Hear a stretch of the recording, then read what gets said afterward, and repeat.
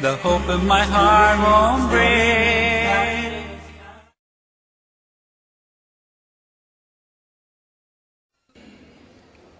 Alhamdulillah, wassalatu wassalam ala rasulillah wa ala alihi wa sahbihi ajmain, amma ba'd. A'udhu billahi minash shaitanir rajim, bismillahir rahmanir rahim. Wa'tasimu bihablillahi jami'an wa la tafarraqu. Rabbi shrah li sadri wa yassir li amri wahlul 'uqdatam min lisani yafqahu qawli. আমার শ্রদ্ধেয় গুরুজনেরা এবং প্রিয় আমার ভাই বোনেরা, আপনাদের সবাইকে স্বাগত জানাই ইসলামিক সম্ভাষণে। আসসালামু আলাইকুম ওয়া রাহমাতুল্লাহি ওয়া বারাকাতুহু। আল্লাহ সুবহানাহু ওয়া তাআলার দয়া, শান্তি এবং রহমত আপনাদের সবার উপরে বর্ষিত হোক। আজকের এই সুন্দর আলোচনার টপিক হচ্ছে মুসলিম উম্মার মধ্যে একতা। টপিক হলো মুসলিম উম্মার মধ্যে একতা।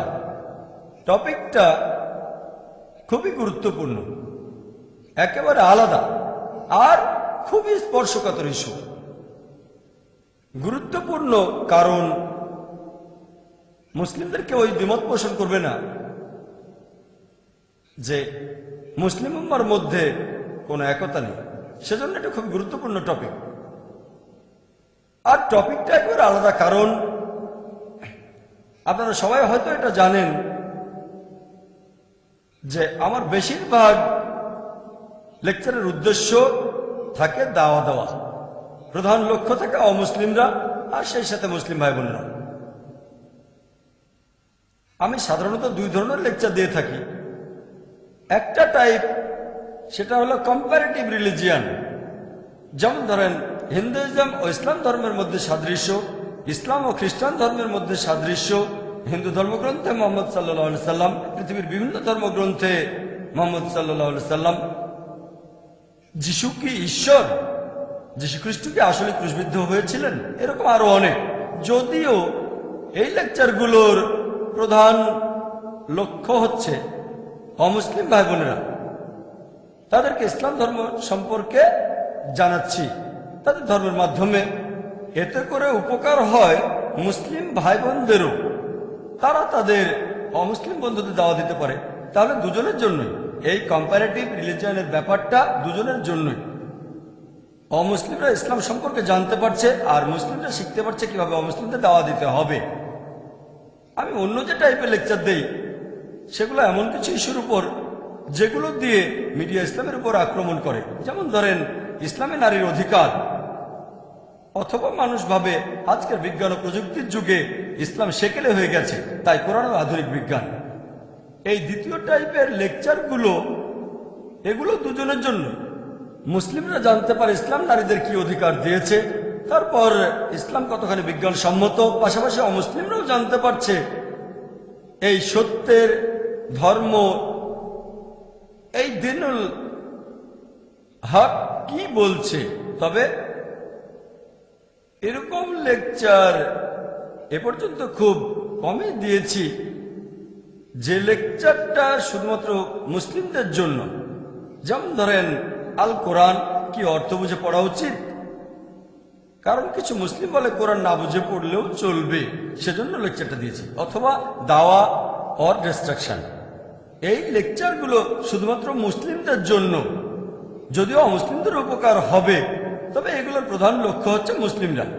সেজন্য আজকের টপিকটা একেবারে আলাদা, কারণ আজকের লেকচারটা মূলত মুসলিম ভাই বোনদের জন্য।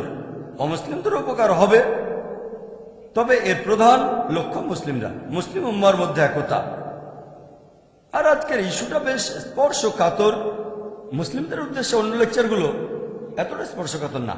সামান্য কয়েকজন মুসলিম বিশ্বাস করে যে কোরআন অর্থ বুঝে না পড়লেও চলবে, বেশিরভাগই মনে করে কোরআন অর্থ বুঝে পড়তে হবে। সামান্য কিছু মুসলিম বলে দাওয়া দেওয়ার কোনো প্রয়োজন নেই, বেশিরভাগ বলে দাওয়া দেওয়া উচিত। তবে এই টপিক মুসলিম উম্মার একতা বেশ স্পর্শকাতর। এই টপিকটার সাথে আমরা সব মুসলিমই জড়িত আছি, আমরা সব মুসলিমরা জড়িত, সেজন্য বলেছে এটা স্পর্শকাতর। তাই আপনাদের সবাইকে অনুরোধ করব, দয়া করে আপনারা আমার এই লেকচারটা একটু মন দিয়ে শুনবেন। ইনশাআল্লাহ আপনাদের উপকার হবে। আর পাশাপাশি ধর্মেরও সত্যিকার চিত্রটা তুলে ধরা হবে ইনশাআল্লাহ। সেজন্য দয়া করে আমার এই লেকচারটা মন দিয়ে শুনবেন। আমার আজকের এই লেকচার মুসলিম উম্মার একতা। আমি হয়তো সবগুলো দিক নিয়ে আলোচনা করতে পারবো না, সবগুলো সমাধান নিয়ে। আমি প্রধান প্রধান বিষয়গুলো নিয়েই বলবো। 1 নম্বর কারণটা মুসলিম উম্মার মধ্যে একতা না থাকার, সেটা হচ্ছে আমাদের মধ্যে এখন অনেক সম্প্রদায়। আর এছাড়াও এখনকার মুসলিম উম্মার মধ্যে অনেকগুলো মতবাদ প্রচলিত আছে। এটাকে বলতে পারেন মাজার, অথবা বলতে পারেন মাসলাক, অথবা বলতে পারেন মুসাল্লা। তাহলে প্রধান কারণ 1 নম্বর, সবচেয়ে প্রধান কারণটা হচ্ছে মুসলিম উম্মার মধ্যে এখন অনেকগুলো সম্প্রদায় এবং অনেকগুলো মতবাদ প্রচলিত আছে। সেটাকে মাজার অথবা মাসলাক অথবা মুসাল্লা বলা হয়। ইনশাআল্লাহ আমি অন্ততপক্ষে এই প্রধান পয়েন্টটা নিয়ে আলোচনা করব, অন্যান্য পয়েন্টের চেষ্টা করব। আর আমার এই লেকচারের একটা বড় অংশ, সেটা থেকে প্রশ্ন উত্তরের ফরম্যাটে। আমরা দৈনন্দিন জীবনে প্রায় এই প্রশ্নগুলোর মুখোমুখি হই, যাতে করে যখন সেই প্রশ্নটা করা হবে প্রত্যেক মুসলিম ভাই বোন নিজেকে তখন সেই প্রশ্নটা করবেন আর নিজেরাই উত্তর দেবেন। এতে করে আপনারা জানতে পারবেন যে আপনাদের অবস্থানটা আসলে কোথায়। আর আপনারাও হয়তো এটা জানেন যে দাওয়া দেওয়ার মাস্টার কি, অথবা ইসলাম দেওয়ার ক্ষেত্রে পবিত্র কোরআন বলছে, কোরআনের আয়াত বলছে, সূরা ইমরানের 64 নম্বর আয়াতে উল্লেখ করা হয়েছে, বলা হয়েছে, কুল ইয়া আহলাল কিতাব, বলো হে কিতাবীগণ, তাআলাউ ইলা কালিমাতিন সাওয়াইন বাইনানা ওয়া বাইনাকুম, এসো সেই কথা যা আমাদের ও তোমাদের মধ্যে এক। প্রথম সাদৃশ্যটা কি? আল্লা না'বুদা ইল্লাল্লাহ, আমরা আল্লাহ ছাড়া কারো ইবাদত করি না, ওয়ালা নুশরিকা বিহি শাইআন, আমরা অন্য কাউকে তার শরীক করি না, ওয়ালা ইয়াত্তাখিযা বা'দুনা বা'দান আরবাবান মিন দুনিল্লাহ, আল্লাহ ব্যতীত আমাদের নিজেদের ভেতর থেকেও অন্য কাউকে রব বলে গ্রহণ করি না। যদি তারা মুখ ফিরিয়ে নেয়, ফাকুলু শাদু, বলো তোমরা সাক্ষী থাকো বিআন্না মুসলিমুন, যে আমরা মুসলিম, আল্লাহর কাছে নিজের ইচ্ছাকে সমর্পণ করি। আমি এর আগে অনেক লেকচারেই বলেছি যে পবিত্র কোরআনের আয়াত যেটা বলছে, এসো সেই কথা যা আমাদের ও তোমাদের মধ্যে এক। যদিও এখানে আহলে কিতাবদের কথা বলা হয়েছে, যার অর্থ ইহুদি ও খ্রিস্টান, আমার মতে এটা অমুসলিমদের যে কেউকে বোঝাতে পারে। হতে পারে সে হিন্দু অথবা বৌদ্ধ অথবা জৈন। এসো সেই কথা যা আমাদের ও তোমাদের মধ্যে এক। আর যদি আরেক ধাপ এগিয়ে যান, আমার মত অনুযায়ী এটা মুসলিম উম্মার ক্ষেত্রেও ব্যবহার করা যায়।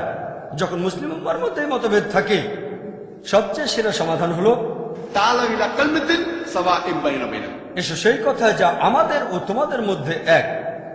তাহলে কোরআনের এই আয়াতটা আমার মত অনুযায়ী মুসলিম উম্মার ক্ষেত্রেও ব্যবহার করা যায়। এটাই ইসলাম দেওয়ার সবচেয়ে সেরা উপায়, যাতে করে মুসলিমরা সবাই সরল পথে আসতে পারে।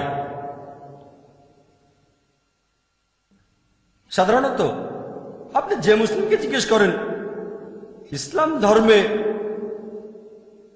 সবচেয়ে পবিত্র আর খাঁটি ধর্মগ্রন্থ কোনটা, ইসলাম ধর্মের সবচেয়ে সেরা জ্ঞানের উৎসটা কি, কেউ কি বলতে পারেন? কোরআন। মাশাআল্লাহ, এজন্য কোনো পুরস্কার পাবেন না। সহজ প্রশ্ন, সহজ উত্তর। কেউ এখানে দ্বিমত পোষণ করবেন না। সে হয়তো নিয়ম মেনে চলা মুসলিম না, তবে আপনি যে মুসলিমকে জিজ্ঞেস করেন ইসলাম ধর্মের সবচেয়ে সেরা গ্রন্থ কোনটা, সবচেয়ে পবিত্র ইসলামের সবচেয়ে সেরা গ্রন্থ কোনটা, সে বলবে কোরআন। মাশাআল্লাহ, এটা আমরা সবাই জানি। দ্বিতীয় প্রশ্ন, পবিত্র কোরআনের পরে সবচেয়ে সেরা জ্ঞানের উৎস কোনটা? হাদিস। মাশাআল্লাহ, কোন রকম মতভেদ নেই। নবীজি সাল্লাল্লাহু আলাইহি সাল্লামের হাদিস, কেউ বলে সুন্নাহ, কেউ বলে হাদিস, কোনো মতভেদ নেই, সবাই মেনে নেবে। সেই লোকটা যে মাযহাবেরই হোক না কেন মানবে ইসলামের প্রথম উৎসটা হলো কোরআন, তারপরেরটা হচ্ছে হাদিস। এখন আপনারা অনেকে হয়তো জানেন যে হাদিসের কিছু প্রকারভেদ আছে। কিছু হলো সহিহ হাদিস, এগুলো শক্ত হাদিস, খাঁটি। আর কিছু হলো জয়ীফ হাদিস, এগুলো হলো দুর্বল হাদিস। কিছু হাদিস আবার মওদু, উদ্ভাবিত, বানানো হাদিস। মুসলিমরা কোন হাদিসগুলো মেনে চলবে? সহিহ হাদিস। মাশাআল্লাহ, 3টা প্রশ্ন, সবাই ব্যাপারে একমত, কারো কোনো মতভেদ নেই। আপনি যে ধরনের মুসলিমকে জিজ্ঞেস করেন, সে যে মতবাদেরই হোক না কেন, যে মাযহাবেরই হোক, সবাই এ ব্যাপারে একমত। 1 নম্বর উৎস হলো কোরআন, আল্লাহর কালাম, আল্লাহর বাণী। দ্বিতীয় গুরুত্বপূর্ণ উৎস নবীজি সাল্লাল্লাহু আলাইহি ওয়াসাল্লামের হাদিস, নবীজির বিভিন্ন কথার কাজ। 3 নম্বর, এই হাদিসগুলোর মধ্যে আমরা যেগুলো মানব সেটা হলো সহিহ হাদিস, কোনো মতভেদ নেই। তাআলা বিনা কালমাতিন সাওয়াইন বাইনা বাইনাকুম। এসো সেই কথাই আমাদের ও তোমাদের মধ্যে এক। এই উত্তরের উপর ভিত্তি করে আমরা সবাই সামনে এগিয়ে যাব। তবে যখন কোনো মুসলিমকে জিজ্ঞেস করি যে আপনার ধর্ম কি, অথবা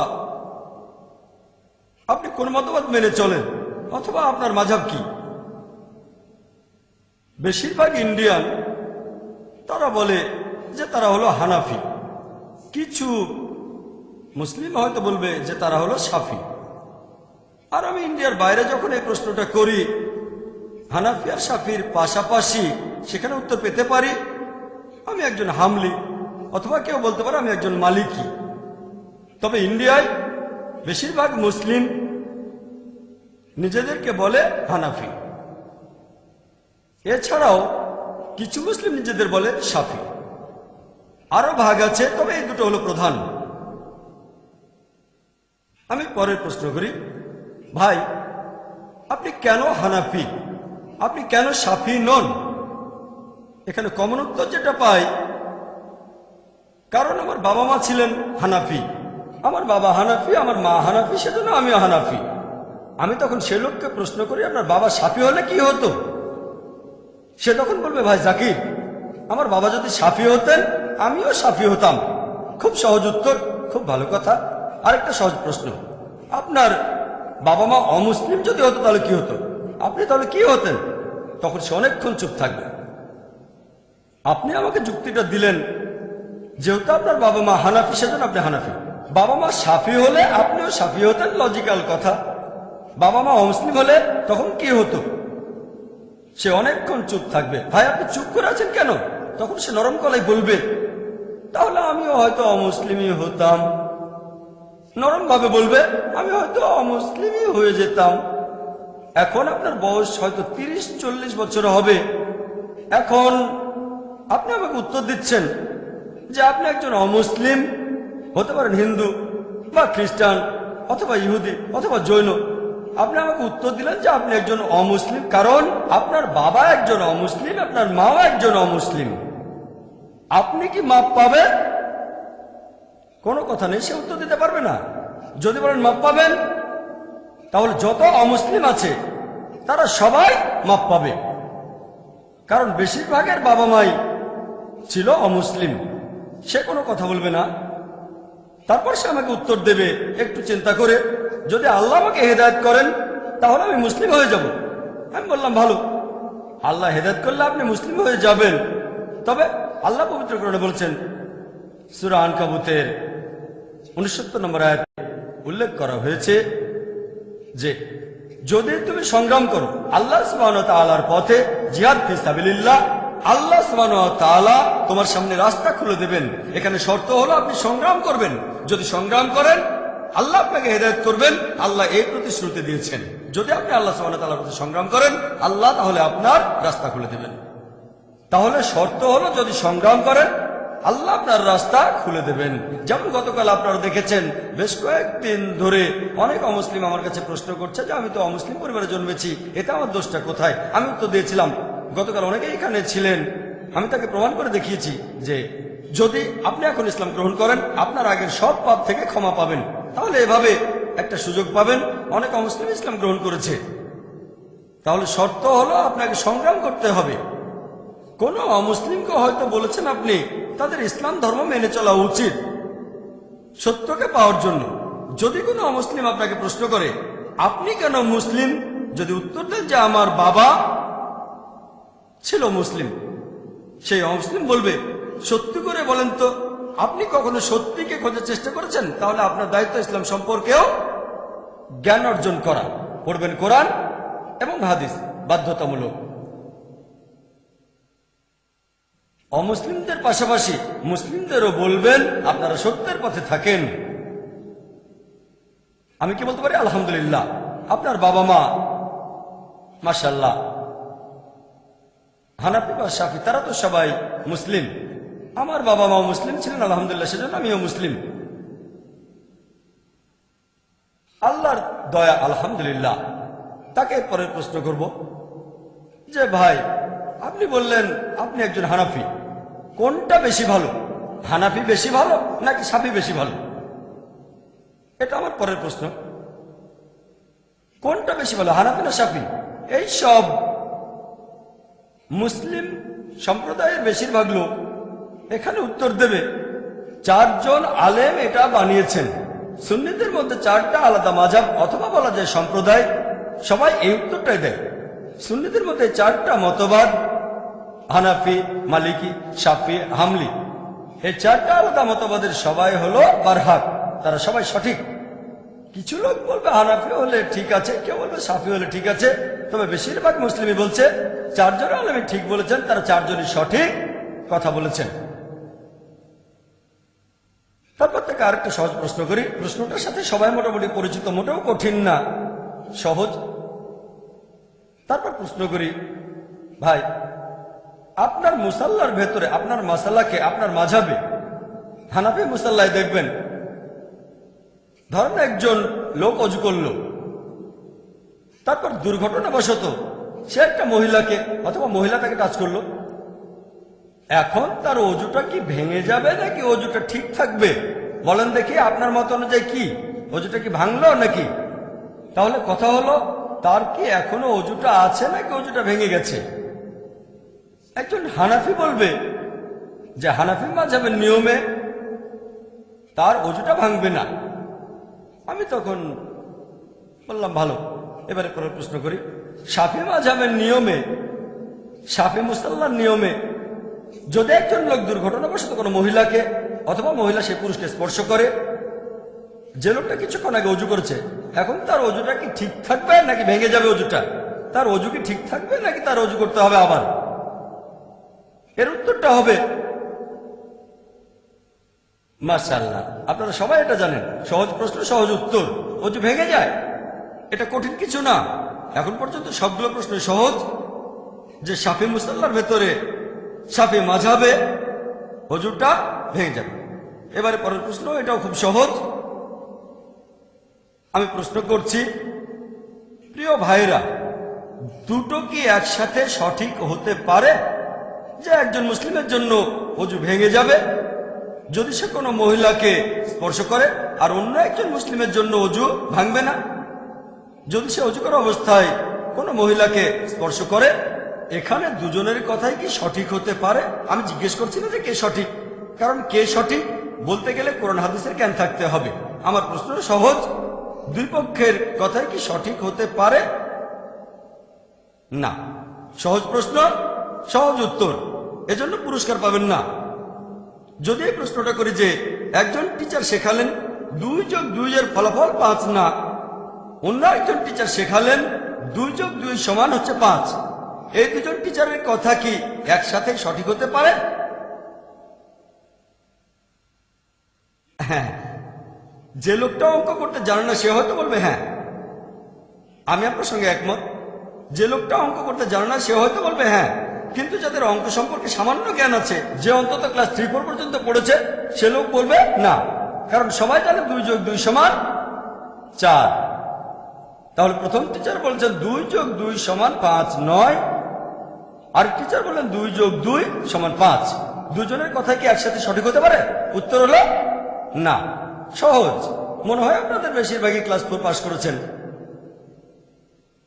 কিন্তু এখন যদি আপনাদের একটু কঠিন প্রশ্ন করি, 375-এর সাথে 625-কে যদি গুণ করি তাহলে হবে 10,05,25। এক টিচার এটা বললেন, আরেক টিচার বললেন 375-কে যদি 625 দিয়ে গুণ করা হয় তার ফলাফল 10,05,25 হবে না। দুজনের কথা কি একসঙ্গে সঠিক হতে পারে? না। এজন্য ম্যাথমেটিশিয়ান হতে হবে না। যদি জিজ্ঞেস করি কার কথা সঠিক, কে সঠিক, তাহলে আপনি ক্যালকুলেটর নিয়ে হিসেব করে সেটা বের করবেন।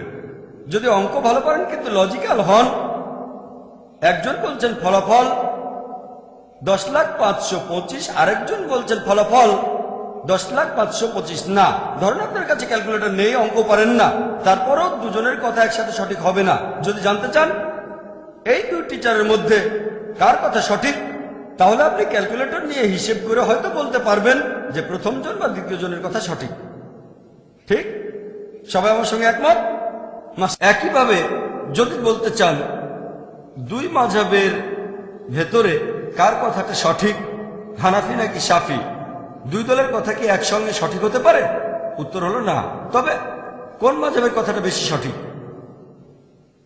এর উত্তর কি হবে? ওই একই উত্তর। আপনাকে দেখতে হবে খাঁটি উৎসগুলো।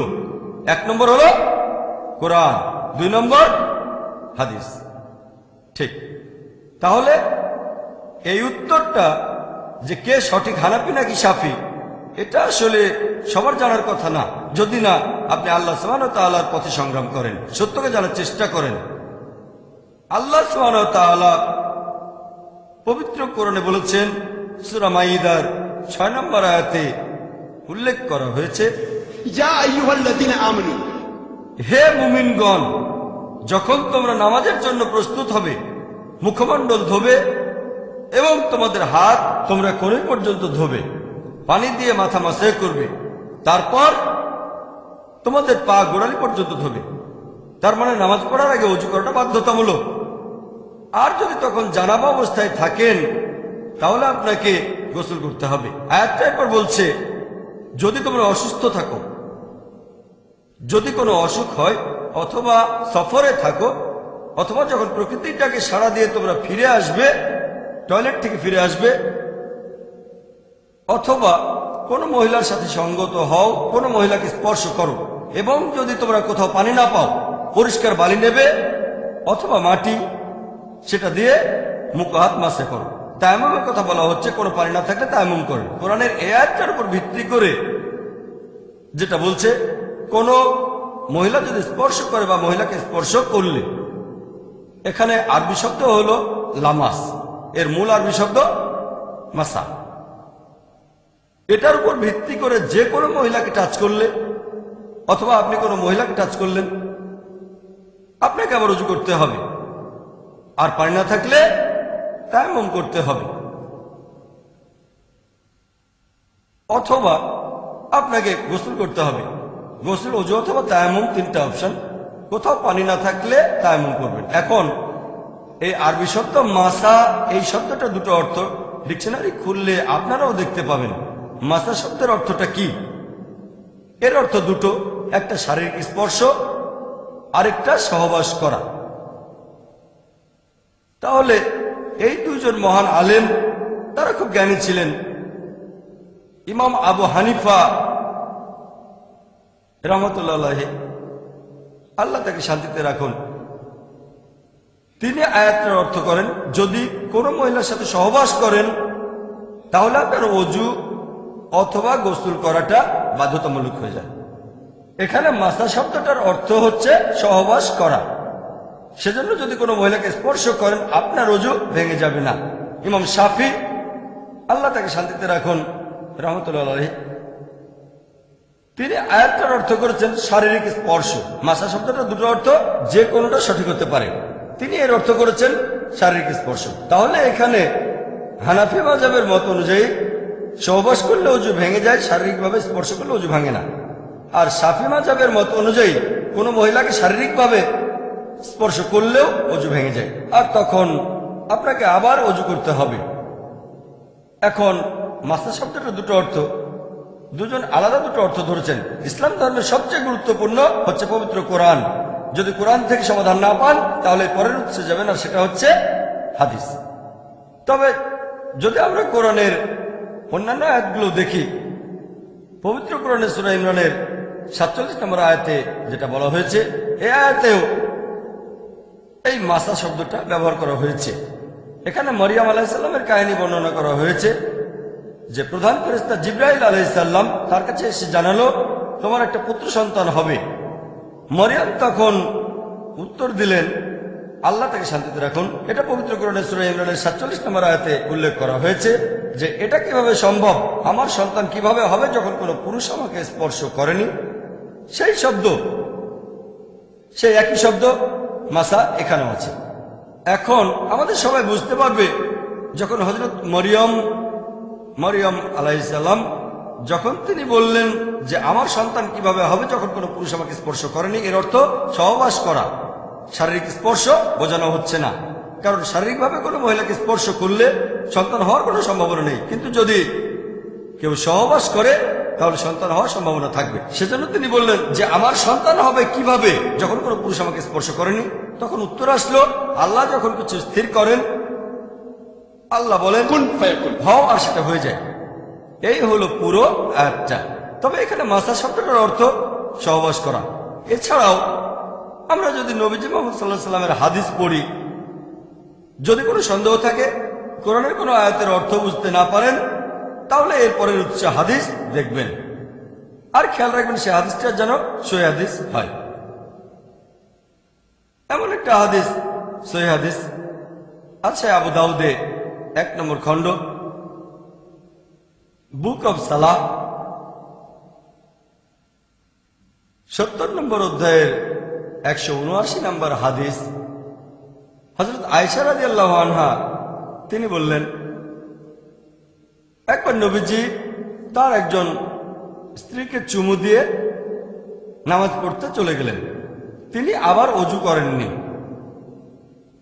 তখন উরওয়া রাদিয়াল্লাহু আনহু বললেন, সেই স্ত্রী তো আপনি ছাড়া আর কেউ নন। হযরত আয়েশাকে তিনি বললেন। হযরত আয়েশা তখন হেসে উঠলেন, তার মানে সেই স্ত্রী তিনি ছিলেন। তাহলে আবু দাউদের সহিহ হাদিস বলছে 1 নম্বর খণ্ড,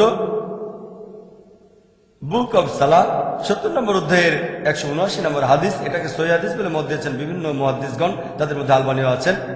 এখানে বলা হয়েছে আমাদের নবী মুহাম্মদ সাল্লাল্লাহু আলাইহি ওয়াসাল্লাম ওযু করা অবস্থায় ছিলেন, তখন হযরত আয়েশাকে চুমু দিয়ে নামাজ পড়তে গেলেন, কিন্তু আবার ওযু করলেন না। এটাই প্রমাণ করে শারীরিক স্পর্শ করলে ওযু ভেঙে যাবে না। এরকম আরো সহিহ হাদিস আছে। একটা হাদিস আছে সহিহ বুখারীতে, এটা সহিহ বুখারীর একটা হাদিস, 1 নম্বর খণ্ড। বলা হয়েছে যে নবী মুহাম্মদ সাল্লাল্লাহু আলাইহি ওয়াসাল্লাম হযরত আয়েশা রাদিয়াল্লাহু আনহা বর্ণনা দিয়েছেন যে আমি ছিলাম মুহাম্মদ সাল্লাল্লাহু আলাইহি সাল্লাম এবং কিবলার মাঝামাঝি। নবীজি তখন নামাজ পড়ছিলেন, তারপর সিজদা দেওয়ার সময় তিনি আমার পায়ে ধাক্কা দিলেন, আমি এক পাশে সরে গেলাম। তার মানে নামাজ পড়ার সময় নবীজি তার স্ত্রী হযরত আয়েশাকে স্পর্শ করেছিলেন, তারপরও নামাজ পড়ে গিয়েছেন। তার মানে স্পর্শ করলে ওযু ভেঙে যায় না। এছাড়াও আরো অনেক হাদিস আছে সহিহ হাদিস, যেগুলো প্রমাণ করে শারীরিক স্পর্শের কারণে ওযু ভেঙে যায় না। এই হাদিসটা আছে সহিহ বুখারীতে 1 নম্বর খণ্ডের 519 নম্বর হাদিস, সহিহ হাদিস। এখন আপনাদের প্রশ্ন করি, কার কথাটা সঠিক, ইমাম আবু হানিফার কথাটা নাকি ইমাম শাফির কথাটা? ইমাম আবু হানিফা, কারণ তার কথাগুলো পবিত্র কোরআন এবং সহিহ হাদিসের সাথে মিলে যাচ্ছে। কেউ আমাকে বলতে পারে, তাহলে কি বলছেন ইমাম শাফির কথাগুলো সব ভুল? আমি ইমাম শাফিকে শ্রদ্ধা করি, আল্লাহ তাকে শান্তিতে রাখুন, রাহমাতুল্লাহ আলাইহি। তাকে শ্রদ্ধা করি, সম্মান করি এবং ভালোবাসি। আমাদের নবীজি বলেছেন যে যদি কেউ ধর্ম সম্পর্কে গবেষণা করার পর কোনো বিশেষজ্ঞ একটা মতামত দেয়, যদি তার মতামতটা সঠিক হয় সে একটা পুরস্কার পাবে। মতামত সঠিক হলে 2টো পুরস্কার পাবে, যদি মতামত ভুল হয় 1টা পুরস্কার পাবে। কোন বিশেষজ্ঞ যদি ফতোয়া দেন, নিজের মতামত দেন, যদি সেটা সঠিক হয় তিনি 2টো পুরস্কার পাবেন, তবে যদি ভুলও হয় তিনি 1টা পুরস্কার পাবেন। আমি বলছি না যে ইমাম শাফি রাহমাতুল্লাহ আলাইহি তিনি জ্ঞানী ছিলেন না, তিনি অবশ্যই জ্ঞানী ছিলেন,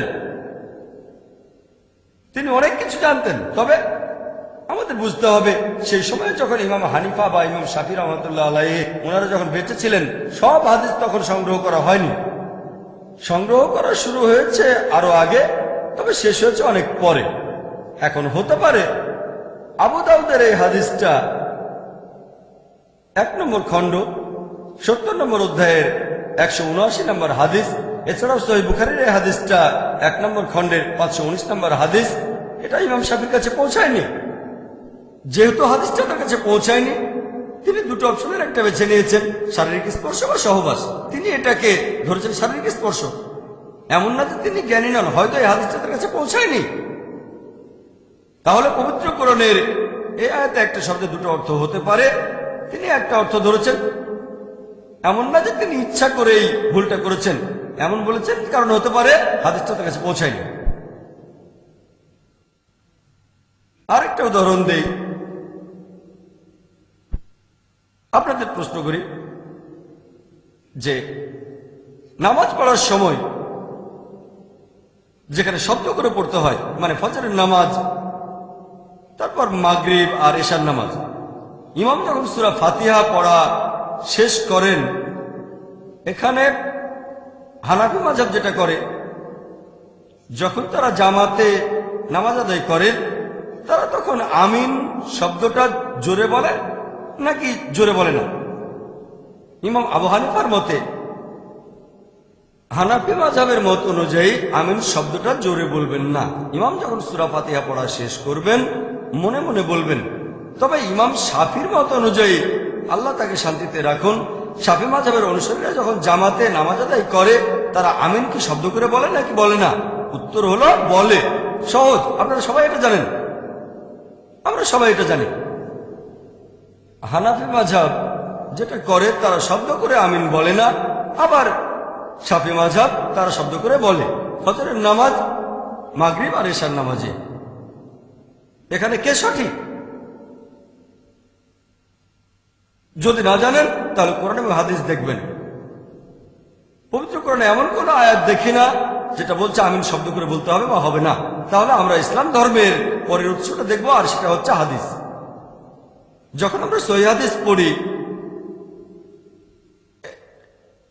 এটা আছে সহিহ বুখারীতে 1 নম্বর খণ্ড, বুক অব আজান, 111 নম্বর অধ্যায়, 780 নম্বর হাদিস। নবীজি সাল্লাল্লাহু আলাইহি সাল্লাম তিনি বলেছেন যে শব্দ করে আমিন বলো সূরা ফাতিহা শেষ হলে, শব্দ করে আমিন বলো, তখন তোমরা যদি ফেরেশতাদের সঙ্গে একই সাথে আমিন বলো, তোমাদের অতীতের সব গুনাহ ক্ষমা করা হবে। পরের হাদিসটা সহিহ বুখারী 1 নম্বর খণ্ড, বুক অব আজান, 112 নম্বর অধ্যায়, 781 নম্বর হাদিস।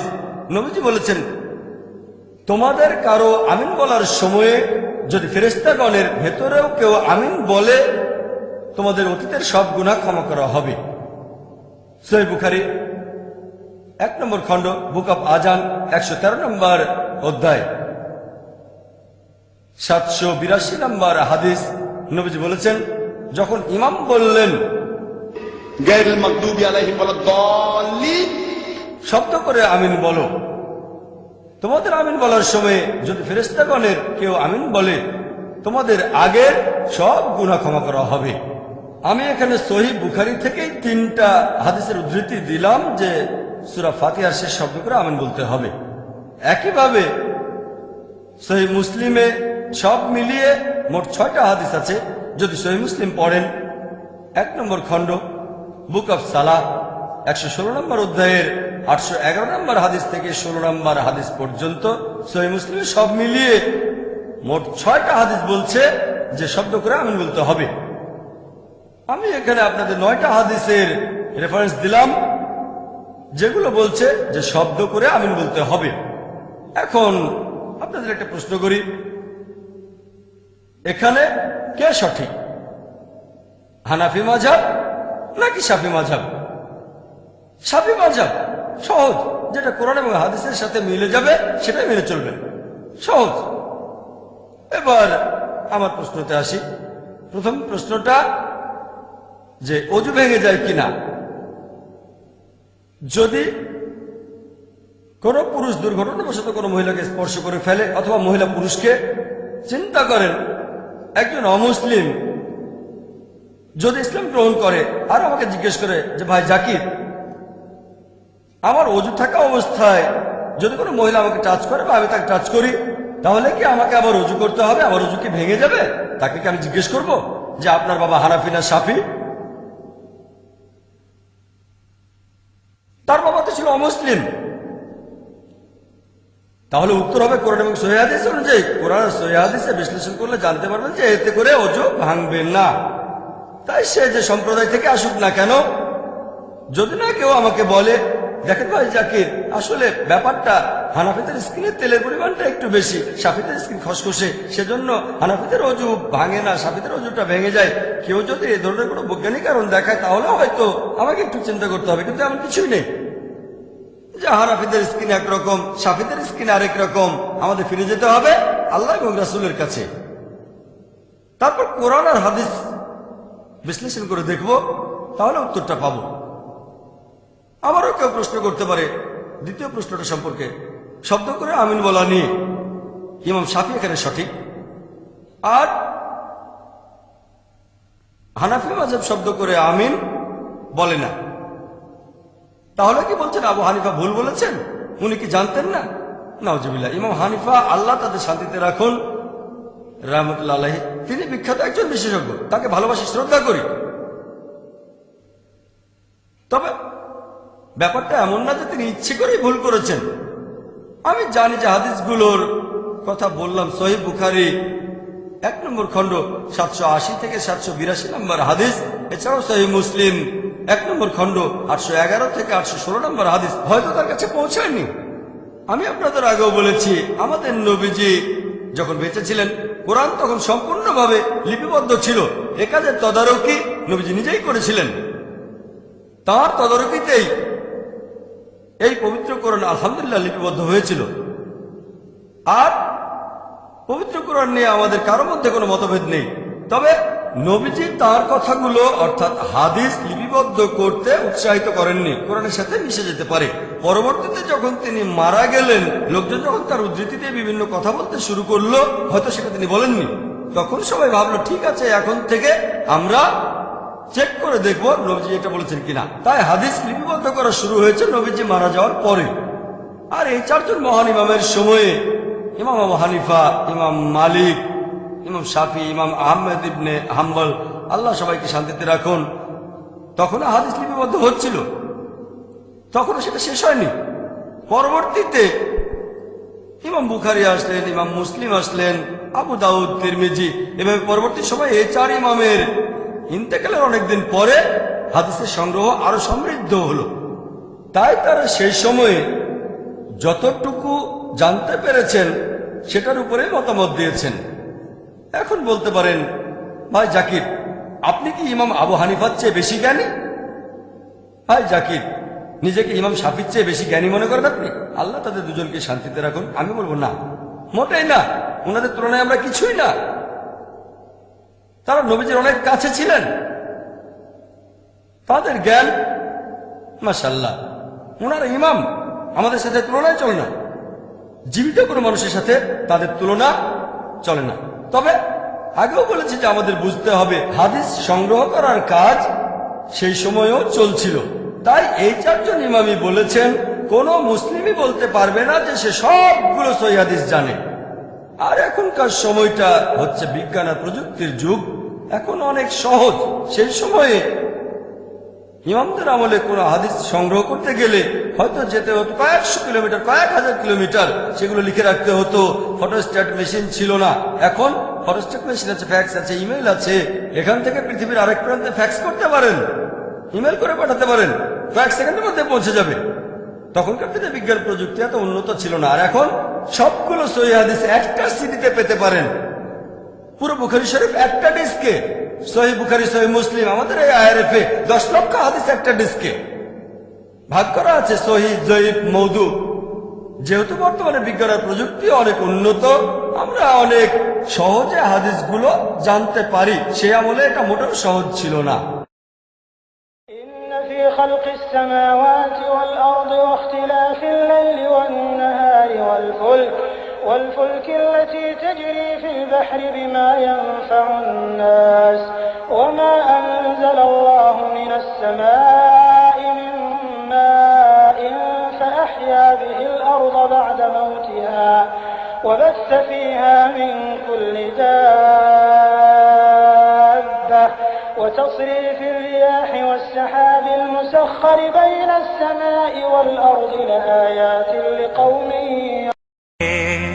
It's time to share and to declare the hope of my heart won't break.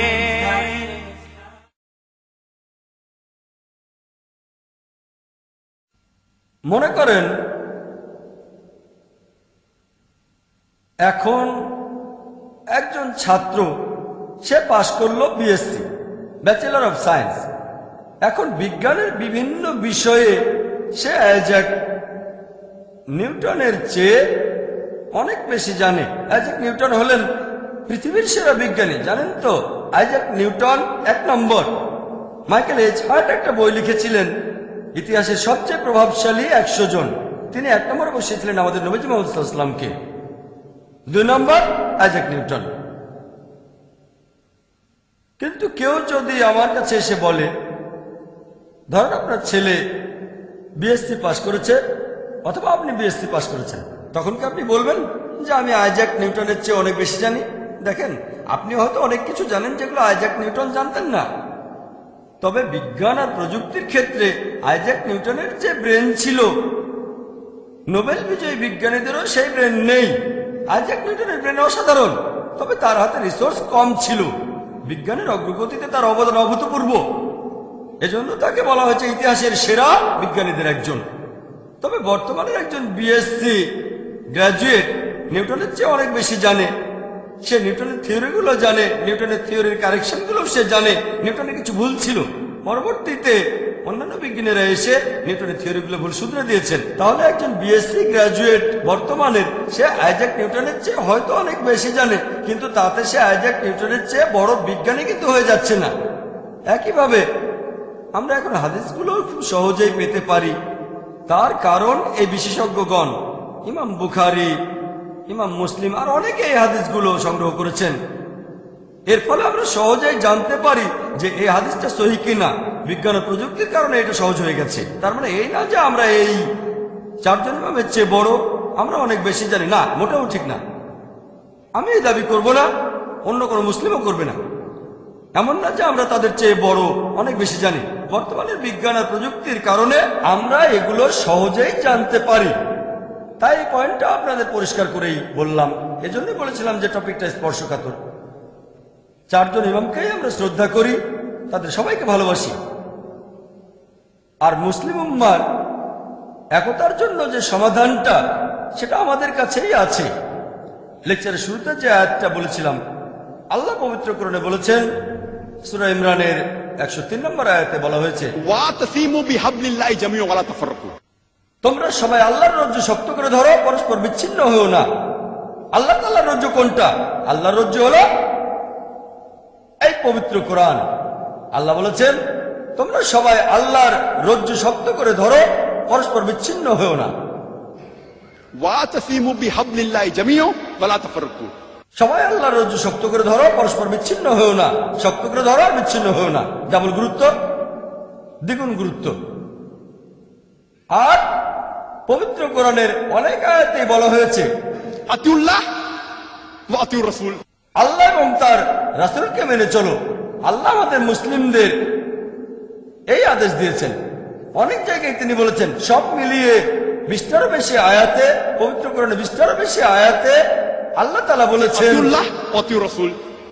সূরা ইমরানের 32 নম্বর আয়াতে উল্লেখ করা হয়েছে, সূরা ইমরানের 132 নম্বর আয়াতে উল্লেখ করা হয়েছে, সূরা নিসার 13 নম্বর আয়াতে উল্লেখ করা হয়েছে, সূরা নিসার 59 নম্বর আয়াতে উল্লেখ করা হয়েছে, সূরা নিসার 69 নম্বর আয়াতে উল্লেখ করা হয়েছে, সূরা নিসার 80 নম্বর আয়াতে উল্লেখ করা হয়েছে, সূরা মাইদার 92 নম্বর আয়াতে উল্লেখ করা হয়েছে, সূরা আনফালের 1 নম্বর আয়াতে উল্লেখ করা হয়েছে, সূরা আনফালের 20 নম্বর আয়াতে উল্লেখ করা হয়েছে, সূরা আনফালের 46 নম্বর আয়াতে বলা হয়েছে, সূরা তাওবার 71 নম্বর আয়াতে উল্লেখ করা হয়েছে, সূরা নূরের 47 নম্বর আয়াতে উল্লেখ করা হয়েছে, সূরা নূরের 52 নম্বর আয়াতে উল্লেখ করা হয়েছে, সূরা নূরের 54 নম্বর আয়াতে উল্লেখ করা হয়েছে, সূরা আহজাবের 31 নম্বর আয়াতে উল্লেখ করা হয়েছে, সূরা আহজাবের 33 নম্বর আয়াতে উল্লেখ করা হয়েছে, সূরা মুহাম্মদের 33 নম্বর আয়াতে উল্লেখ করা হয়েছে, সূরা ফাতার 17 নম্বর আয়াতে উল্লেখ করা হয়েছে, সূরা হুজরাতের 14 নম্বর আয়াতে উল্লেখ করা হয়েছে, সূরা মুজাদিলার 13 নম্বর আয়াতে উল্লেখ করা হয়েছে, সূরা তাগাবুনের 12 নম্বর আয়াতে উল্লেখ করা হয়েছে।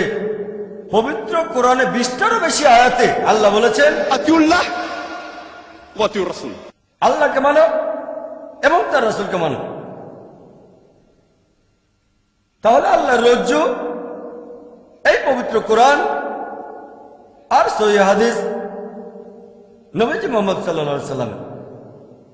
আল্লাহ তাআলা আমাদের বলেছেন তোমরা সবাই আল্লাহর রজ্জু শক্ত করে ধরো আর পরস্পর বিচ্ছিন্ন হও না। পবিত্র কোরআন এবং সহিহ হাদিস। আল্লাহ পবিত্র কোরআনে বলেছেন, সূরা আনামের 159 নম্বর আয়াতে উল্লেখ করা হয়েছে, আল্লাহ বলেছেন যে যারা দিন সম্পর্কে নানা মতের সৃষ্টি করেছে এবং বিভিন্ন দলে বিভক্ত হয়েছে তাদের কোনো দায়িত্ব তোমার নয়। নবীজিকে বলছেন তাদের কোনো দায়িত্ব তোমার নয়, তাদের বিষয় আল্লাহর এখতিয়ারভুক্ত। আল্লাহ তাদের কৃতকর্ম সম্পর্কে অবহিত করবেন আর আল্লাহ তাদের বলবেন যে সত্যিটা কি।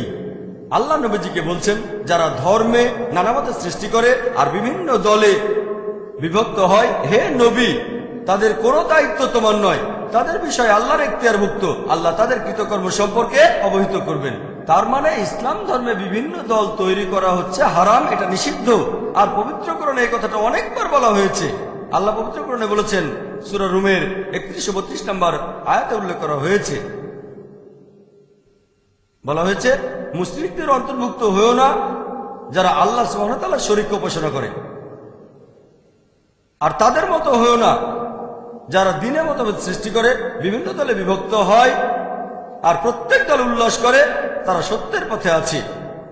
আল্লাহ পবিত্র কোরআনে সূরা রুমের 31 ও 32 নম্বর আয়াতে উল্লেখ করেছেন, তাদের মতো হয়েও না যারা আল্লাহর সাথে কাউকে শরীক করে, আর তাদের মতো হয়েও না যারা দ্বীনে মতভেদ সৃষ্টি করে বিভিন্ন দলে বিভক্ত হয় আর প্রত্যেকেই উল্লাস করে যে তারাই সঠিক সত্যের পথে আছে।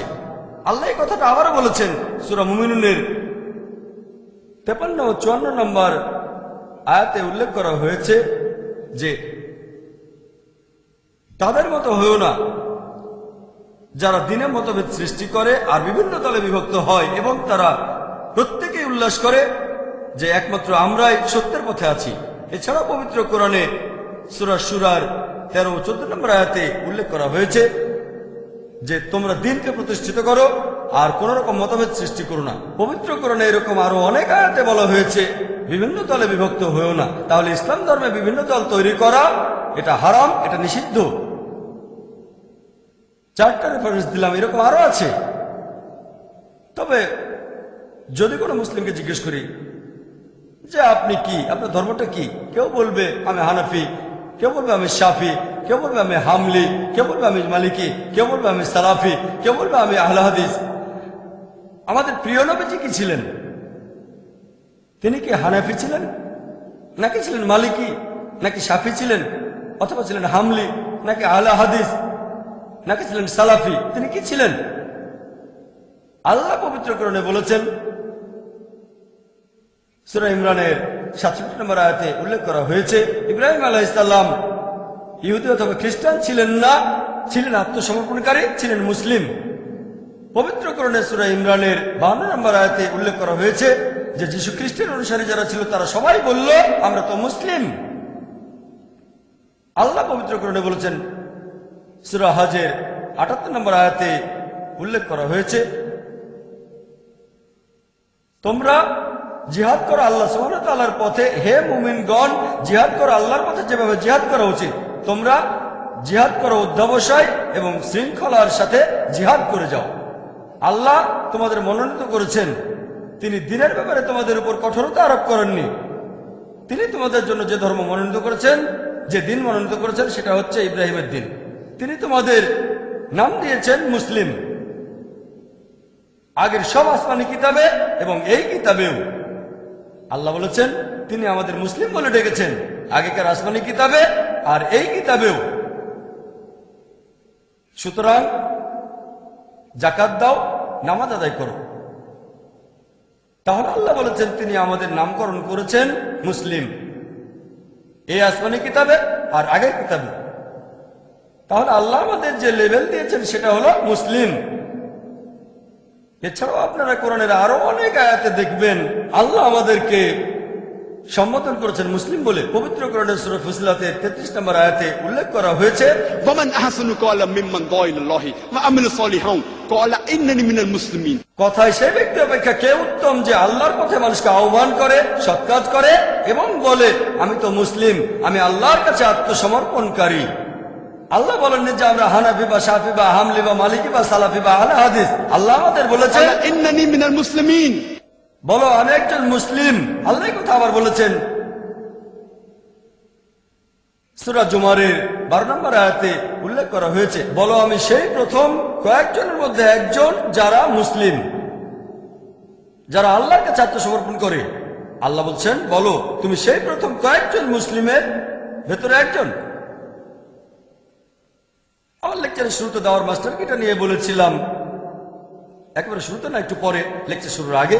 দাওয়ার মাস্টার কি হচ্ছে সূরা ইমরানের 64 নম্বর আয়াত, যেখানে উল্লেখ করা হয়েছে قل يا أهل الكتاب বলো হে কিতাবীগণ تعالوا إلى كلمة سواء بيننا وبينكم এসো সেই কথায় যা আমাদের ও তোমাদের মধ্যে এক। প্রথম সাদৃশ্য কি? ألا نعبد إلا الله আমরা আল্লাহ ছাড়া কারো ইবাদত করি না, ولا نشرك به شيئا আল্লাহর সাথে কাউকে শরীক করি না।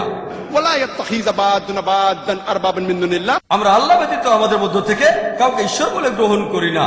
فإن تولوا যদি তারা মুখ ফিরিয়ে নেয় فقولوا اشهدوا বলো তোমরা সাক্ষী থাকো بأننا مسلمون। যে আমরা মুসলিম, আল্লাহর কাছে আত্মসমর্পণ করি। যখন আমরা অমুসলিমদের সাথে কথা বলি, কোনো সমস্যা হলে فقولوا اشهدوا তোমরা সাক্ষী থাকো যে আমরা মুসলিম, আল্লাহ তাআলার কাছে নিজের ইচ্ছাকে সমর্পণ করি। এরপর পবিত্র কোরআনে সূরা হজের 78 নম্বর আয়াতে উল্লেখ করা হয়েছে যে আল্লাহ আমাদের নামকরণ করেছেন মুসলিম। সব মিলিয়ে পবিত্র কোরআনের 7টি আয়াতে বলেছেন আল্লাহ তাআলা নিজেদের মুসলিম বলো। কুল বলো তোমরা মুসলিম, বলো তোমরা মুসলিম। পবিত্র কোরআনের সূরা ফুসিলাতে 33 নম্বর আয়াতে উল্লেখ করা হয়েছে। এরপর সূরা জুমারের 12 নম্বর আয়াতে উল্লেখ করা হয়েছে, সূরা ইমরানের 64 নম্বর আয়াতে উল্লেখ করা হয়েছে, সূরা বাকারার 136 নম্বর আয়াতে উল্লেখ করা হয়েছে, এরপর সূরা আম্বিয়ার 108 নম্বর আয়াতে উল্লেখ করা হয়েছে, সূরা কাসাসের 53 নম্বর আয়াতে উল্লেখ করা হয়েছে, সূরা আনকাবুতের 46 নম্বর আয়াতে উল্লেখ করা হয়েছে। পবিত্র কোরআনের 7টি জায়গায় আল্লাহ বলেছেন বলো যে তোমরা মুসলিম, তোমরা বলো যে তোমরা মুসলিম। তাহলে মতভেদ আসছে কোত্থেকে? তারা 4 জনে বিখ্যাত ইমাম, ইমাম আবু হানিফা, ইমাম মালিক, ইমাম শাফি, ইমাম আহমদ ইবনে হাম্বল। আমরা তাদের ভালোবাসি, সবাইকে শ্রদ্ধা করি, সবাইকে সম্মান করি, তারা বিখ্যাত বিশেষজ্ঞ। কিন্তু আমরা যদি এই ইমামদের জীবন কাহিনী পড়ি, তাহলে তাদের কথাগুলো আমরা বুঝতে পারবো সত্যিকার ভাবে। যদি ইমাম শাফির জীবন কাহিনী পড়েন, ইমাম আবু হানিফার জীবন কাহিনী পড়েন, তিনি আগে এসেছেন। তিনি জন্মেছিলেন 701 খ্রিস্টাব্দে সি খ্রিস্টিয়ান এরা, আর মারা গেছেন 767 খ্রিস্টাব্দে সি হিজরি 150 হিজরি সালে। তিনি বলেছেন আবু ইউসুফের বর্ণনা অনুযায়ী, আবু হানিফার একজন ছাত্র, ইমাম আবু হানিফা বলেছেন যে হে ইয়াকুব, হে ইয়াকুব, তারা অভিশপ্ত হোক যারা আমার মতামতগুলো লিখে রাখে। কারণ আমি হয়তো আজকে কিছু বললাম, কালকে সেটা বাদ দিতে পারি। হয়তো আগামীকাল একটা মতবাদ দেব, পরের দিনই সেটা বাতিল করব। ইমাম আবু হানিফা বলেছেন হে ইয়াকুব, তারা অভিশপ্ত হোক যারা আমার মতবাদগুলো লিখে রাখে। কারণ আজকে হয়তো একটা মতামত দেব, কালই সেটা বাদ দিয়ে দেব। হয়তো আগামীকাল একটা মতবাদ দেব, পরের দিনই বাতিল করে দেব। তাহলে আবু হানিফা, আল্লাহ তাকে শান্তিতে রাখুন, রহমতুল্লাহ আলাইহি, তিনি তার মতামত লিখে রাখাকে উৎসাহিত করেননি। যদি না সেটার ব্যাপারে সবাই একমত হয়, সব বিশেষজ্ঞ আর ছাত্ররা যদি একমত হয়, সেক্ষেত্রে অনুমতি দিয়েছেন। এটা বাদে তার মতামত লিখে রাখা তিনি পছন্দ করতেন না। আর ইমাম হানিফার একজন ছাত্রের কথা অনুযায়ী জুফার, তিনি বলেছেন যে ইমাম আবু হানিফা, তিনি বলেছেন যে আমাদের সাবধান থাকতে হবে। আমাদের মতামত, আমরা তো মানুষ, সেজন্য ভুল হয়ে যেতে পারে। আমি আজকে যে মতটা দিয়েছি, আবু হানিফা বলেছেন, বর্ণনা দিয়েছেন আবু হানিফার একজন ছাত্র জুফার, যে আমি লোকজনকে নিষেধ করি কোনো প্রমাণ ছাড়া মতামতটা প্রচার করতে যে মতামতটা আমি দিয়েছি, আবু হানিফা বলেছেন যে আমি লোকজনকে নিষেধ করি কোনো রকম প্রমাণ ছাড়া তারা যেন আমার মতামতগুলো প্রচার না করে। কোনো প্রমাণ ছাড়া আমার মতামতগুলো প্রচার করো না, আমার ফতোয়াগুলো অন্যদের কাছে প্রচার করো না। তার মানে যদি আপনি কোনো প্রমাণ না পান তাহলে ইমাম আবু হানিফার মতামতগুলো প্রচার করবেন না। তিনি লোকজনকে নিষেধ করেছেন যদি তারা কোনো প্রমাণ না পায় তাহলে ইমাম আবু হানিফার মতামতগুলো যেন প্রচার না করে, এটা বলেছেন ছাত্র জুফার। এরপর আরো দেখবেন যে ইমাম ইবনে আব্দুল বার্ক, ইমাম ইবনে আব্দুল বার্ক তিনি লিখেছেন, তিনিও একজন শ্রদ্ধেয় ইমাম। তিনি বলেছেন যে আবু হানিফা বলেছেন, ইমাম আবু হানিফা বলেছেন যে সহিহ হাদিসই আমার মাযহাব। যদি তোমরা সহিহ হাদিস খুঁজে পাও সেটাই আমার মাযহাব, যদি তোমরা একটা সহিহ হাদিস পাও সেটাই আমার জীবন দর্শন, সেটাই আমার মাযহাব। আর আবু হানিফা রাদিয়াল্লাহু আনহুর এক ছাত্র মুহাম্মদের কথা অনুযায়ী বলেছেন, আবু হানিফা বলেছেন যে ইমাম আবু হানিফা বলেছেন যদি আমার কোনো একটা ফতোয়া, আমার কোনো একটা মতামত আল্লাহর কিতাবের বিরুদ্ধে যায় এবং তার রাসূলের কথার বিরুদ্ধে যায়, আমার সে মতামত বাতিল করে দাও। তার মানে যদি ইমাম আবু হানিফার এমন কোন ফতোয়া পান যেটা আল্লাহ এবং রাসূলের বিরুদ্ধে যায়, কোরআন হাদিসের বিরুদ্ধে যায়, সেই ফতোয়া বাতিল করে দেন। আর লোকজন যখন জিজ্ঞেস করে আমার ওযু কি ভাঙবে যদি দুর্ঘটনাবশত কোনো মহিলাকে স্পর্শ করি, অথবা কেউ যদি জিজ্ঞেস করে যে সূরা ফাতিহা শেষ হলে আমরা শব্দ করে আমিন বলবো না কি বলবো না, তখন আমি বলি যে আমি সূরা ফাতিহা শেষ হলে শব্দ করে আমিন বলি। ধরেন ইমাম জামাতে পড়াচ্ছেন ফজরের নামাজ অথবা মাগরিব বা ইশার নামাজ, ইমাম যখন বললেন আমি শব্দ করে বলি আমিন। আর এই কারণেই আমি একজন পাক্কা হানাফি। আবু হানিফা বলেছেন যদি দেখো আমার কোনো মতামত, আমার কোনো ফতোয়া আল্লাহর কিতাব এবং রাসূলের বিরুদ্ধে যাচ্ছে, আমার ফতোয়া বাতিল করে দাও। তাই আমি ইমাম হানিফার ফতোয়া বাতিল করছি যে শব্দ করে আমিন বলো না, আর আমি সূরা ফাতিহা শেষ হলে জোরে করে আমিন বলছি। এই কারণেই আমি একজন পাক্কা হানাফি। হানাফি শব্দের অর্থ যে ইমাম আবু হানিফার শিক্ষাকে অনুসরণ করে। তাই আমি বলবো আমি একজন পাক্কা হানাফি 100%। অন্যান্য হানাফিরা হয়তো 60 বা 70%। সহিহ হাদিস আমার মাযহাব। আর ইবনে ওয়াহাবের কথা অনুযায়ী তিনি বলেছেন একদিন কিছু লোক ইমাম মালিককে জিজ্ঞেস করলো যে ওযু করার সময় আমাদেরকে কি পায়ের আঙ্গুলের ভেতরেও খুব ভালো করে পরিষ্কার করতে হবে? ইমাম মালিক বললেন নবীজি এটা করতেন না, করার প্রয়োজন নেই। এরপর যখন সবাই চলে গেল ইবনে ওয়াহাব ইমাম মালিককে বললেন, একটা হাদিসের উদ্ধৃতি দিলেন, সেই হাদিসটার বর্ণনা দিলেন। এখানে সম্পর্কে বলা হয়েছে যে আমাদের নবীজি ওযুর সময় তার পায়ের আঙ্গুলের ভেতরেও পরিষ্কার করতেন। ইমাম মালিক বললেন ঠিক, এটা তো ভালো হাদিস, সহিহ হাদিস। পরবর্তীতে যদি কেউ ইমাম মালিককে প্রশ্ন করত যে ওযু করার সময় কি আমরা পায়ের আঙ্গুলের ভেতরে পরিষ্কার করব, তিনি বলতেন হ্যাঁ, মতামতটা বদলে ফেললেন। তাহলে সহিহ হাদিসে যা বলা হয়েছে তার মতামতটা সেই অনুযায়ী হবে। আর ইমাম মালিক আল্লাহ তাকে শান্তিতে রাখুন, তিনি বলেছেন যে আমি তো একজন মানুষ, আমার ভুল হতে পারে, মাঝে মধ্যে আমার কথা সঠিক, আমার মতামতটা ভুল হতে পারে আর মাঝে মধ্যে আমি সঠিক।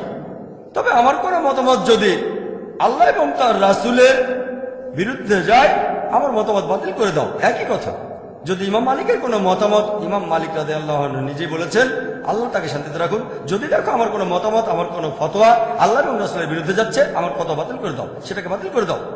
তাহলে মালিকিরা যখন নামাজ আদায় করে তারা হাত দুটো ঝুলিয়ে রাখে।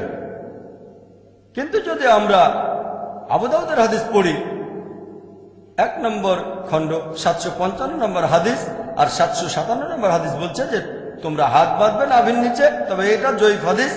এই দুটো জয়ীফ হাদিস, এটা বলেছেন ইমাম আবু দাউদ। আবু দাউদ 1 নম্বর খণ্ড 756 নম্বর হাদিস বলছে তোমরা নাভির উপরে হাত বাঁধো, এটার ভিত্তি জয়ীফ হাদিসটা চেয়ে বেশ শক্ত। কিন্তু পরের হাদিসটা আবু দাউদ 1 নম্বর খণ্ড 758 নম্বর হাদিস বলা হয়েছে যে নামাজ আদায় করার সময় তোমরা হাত বাঁধবে তোমাদের বুকের উপর। বলা হয়েছে এটা আরো শক্ত হাদিস, যদিও এটা মুরসাল হাদিস। মুরসাল মানে এখানে কিছু অংশ বাদ দেওয়া হয়েছে, কিন্তু তাফসিরে বলা হয়েছে এটা অন্যান্য হাদিসের চেয়ে বেশ মজবুত হাদিস। আপনারা যদি ইবনে খুজাইমার হাদিস পড়েন, সেখানেও বলা হয়েছে নবীজি সাল্লাল্লাহু আলাইহি সাল্লাম বুকের কাছে হাত বাঁধতেন। এমনকি এটাও একটা মুরসাল হাদিস, কিন্তু অন্যান্য হাদিসের পাশাপাশি শেখ নাসিরউদ্দিন আলবানী তিনি বলেছেন এটা সহিহ হাদিস। তাহলে নামাজের সময় হাত কোথায় রাখবেন এ ব্যাপারে মজবুত হাদিস হচ্ছে বুকের কাছে হাত বাঁধেন। তাই আমি যখন নামাজ পড়ি আমি হাত রাখি আমার বুকের উপর। সেজন্যই বলেছি আমি একজন পাক্কা মালিকি। ইমাম মালিক বলেছেন যদি দেখো আমার কোনো ফতোয়া আল্লাহ এবং রাসূলের বিরুদ্ধে যাচ্ছে, আমার সে ফতোয়া বাতিল করে দাও। এখন যদি মালিকিরা বলে ইমাম মালিক বলেছেন তোমাদের বুকের কাছে হাত বাঁধো, যদিও তিনি বলেননি, তারপরে ধরে নিলাম যে তিনি বলেছেন। তিনি আরো বলেছেন যদি আমার কোনো ফতোয়া আল্লাহ রাসূলের বিরুদ্ধে যায় তাহলে সেটা বাদ দিয়ে দাও। আমি তার ফতোয়াকে বাদ দিয়েছি। নামাজের সময় হাত বাঁধি বুকের উপরে, আর সেজন্য আমি পাক্কা মালিকি, 100%, কোনো ফাঁক নেই। অন্যান্য মালিকরা হয়তো 60-70%, আর আমি 100% সম্পূর্ণ মালিকি। আর আপনারা যদি ইতিহাস পড়েন, আব্বাসীদের শাসন আমলে যখন আব্বাসীয় খলিফারা শাসন করতেন, আবু জাফর আর হারুনুর রশিদ, এই দুজন খলিফায় তারা ইমাম মালিকের ফতোয়াগুলো ছাপাতে চেয়েছিলেন, যেটাকে বলা হয় মুয়াত্তা মালিক। তিনি বললেন না, কারণ নবীজি সাল্লাল্লাহু আলাইহি সাল্লামের সাহাবীগণ বিভিন্ন প্রান্তে ছড়িয়ে আছেন। আমি যতটুকু জানি তার উপর ভিত্তি করে বিভিন্ন মতামত দেই। যেহেতু নবীজি সাল্লাল্লাহু আলাইহি সাল্লামের সাহাবীগণ পৃথিবীর বিভিন্ন প্রান্তে ছড়িয়ে আছেন, আমি নিশ্চিতভাবে বলতে পারি না যে আমার মতামত সঠিক কিনা। সেজন্য তিনি তার মুয়াত্তা লেখার জন্য খলিফাদেরকে অনুমতি দেননি। তার ফতোয়াকে তিনি সেই দেশের আইন বলে মেনে নিতে রাজি হননি। চিন্তা করেন, ইমাম মালিক ব্যাপারটাকে এভাবেই দেখতেন। আল্লাহ তাকে শান্তিতে রাখুন। এরপর আছেন ইমাম শাফি। ইমাম শাফি তিনি ইমাম মালিকের ছাত্র ছিলেন। এছাড়াও তিনি ইমাম হানিফার একজন ছাত্রের ছাত্র ছিলেন। আর ইমাম শাফি বলেছেন এটা সম্ভব না যে একজন মানুষ নবীজি সাল্লাল্লাহু আলাইহি সাল্লামের সবগুলো হাদিসই জানবে। যদি আপনি কোনো একটা হাদিস না জানেন, আপনার ফতোয়া ভুল হতে পারে। আর এই কারণেই তিনি বলেছেন যদি দেখো কোনো মতামত ইমাম মালিকের মতামত অথবা আমার মতামত বা ইমাম মালিকের বা আল আউজারির বা থাউরির, আগে দেখো তারা এটা কোথায় পেয়েছেন, তার উৎসটা কোথায়। তিনি বলেছেন আমার মতামত অন্ধভাবে অনুসরণ করো না, চোখ বুঝে আমাকে অনুসরণ করো না, আগে দেখো মতামতটা কোত্থেকে পেয়েছেন, পেছনে যাও। আর ইমাম শাফি আল্লাহ তাকে শান্তিতে রাখুন রহমতুল্লাহ আলাইহি, তিনি বলেছেন যে যদি কোনো সহিহ হাদিস খুঁজে পাও সেটাই আমার মাযহাব। তাহলে ইমাম শাফির মাযহাবটা হচ্ছে সহিহ হাদিসের মাযহাব। তিনি বলেছেন যদি কোনো সহিহ হাদিস খুঁজে পাও যেটা আমার মতামতের বিরুদ্ধে যায়, মতামতটা বাতিল করে দাও। ইমাম শাফি বলেছেন যদি দেখো আমার কোনো ফতোয়া আল্লাহ এবং রাসূলের বিরুদ্ধে যাচ্ছে, আমার ফতোয়া বাদ দিয়ে দাও। লোকজন যদি আমাকে জিজ্ঞেস করে, যদি ওযু অবস্থায় থাকি তখন কোনো মহিলাকে টাচ করে বা মহিলা আমাকে টাচ করে, ওযু কি ভেঙে যাবে আমার? আমি বলবো না, এতে ওযু ভাঙবে না, কারণ বেশ কিছু সহিহ হাদিস আছে আবু দাউদ এবং সহিহ মুসলিমে যে ওযু ভেঙে যাবে না। তাহলে এজন্য আমি পাক্কা শাফি। কারণ ইমাম শাফি বলেছেন যদি তোমরা দেখো যে আমার কোনো ফতোয়া আল্লাহর কালাম এবং নবীজির হাদিসের বিরুদ্ধে যাচ্ছে, অন্য কথা বলছে, আমার ফতোয়া বাদ দিয়ে দাও। এ কারণে আমি একজন পাক্কা শাফি। অন্যান্য শাফিরা হয়তো 60-70% শাফি বা 80%, তবে 100% না, আমি একেবারে পাক্কা শাফি। আর আপনার ইতিহাস পড়লে দেখবেন ইমাম শাফি তিনি তখন বাগদাদে, ইমাম শাফি তার ফতোয়া নিয়ে একটা বই লিখেছিলেন যার নাম আল হুজ্জা। পরবর্তীতে তিনি একবার মিশরে গিয়ে আবার ফিরে এলেন। তারপর তিনি ইমাম লায়েত ইবনে সাদের ছাত্রদের অধীনে পড়াশোনা করলেন। এ সময় অনেক বিষয়ে তার দৃষ্টিভঙ্গি বদলে গেল। তিনি নতুন একটা বই লিখলেন আলুম। তাহলে ইমাম শাফি প্রথমে একটা বই লিখেছেন আল হুজ্জা, পরে আরেকটা নতুন বই আলুম। তার মানে ইমাম শাফি যখন ইমাম লায়েতের ছাত্রের কাছে পড়েছেন, মানুষের একটা ভুল ধারণা আছে যে ইমাম মাত্র 4 জন, আর অনেক আছেন। এই 4 জন ইমাম তারা অনেক জনপ্রিয়, কারণ তাদের ছাত্ররা তাদের কথা প্রচার করেছেন। এছাড়াও আরো ইমাম ছিলেন, যেমন ইমাম লায়েত ইবনে সাদ।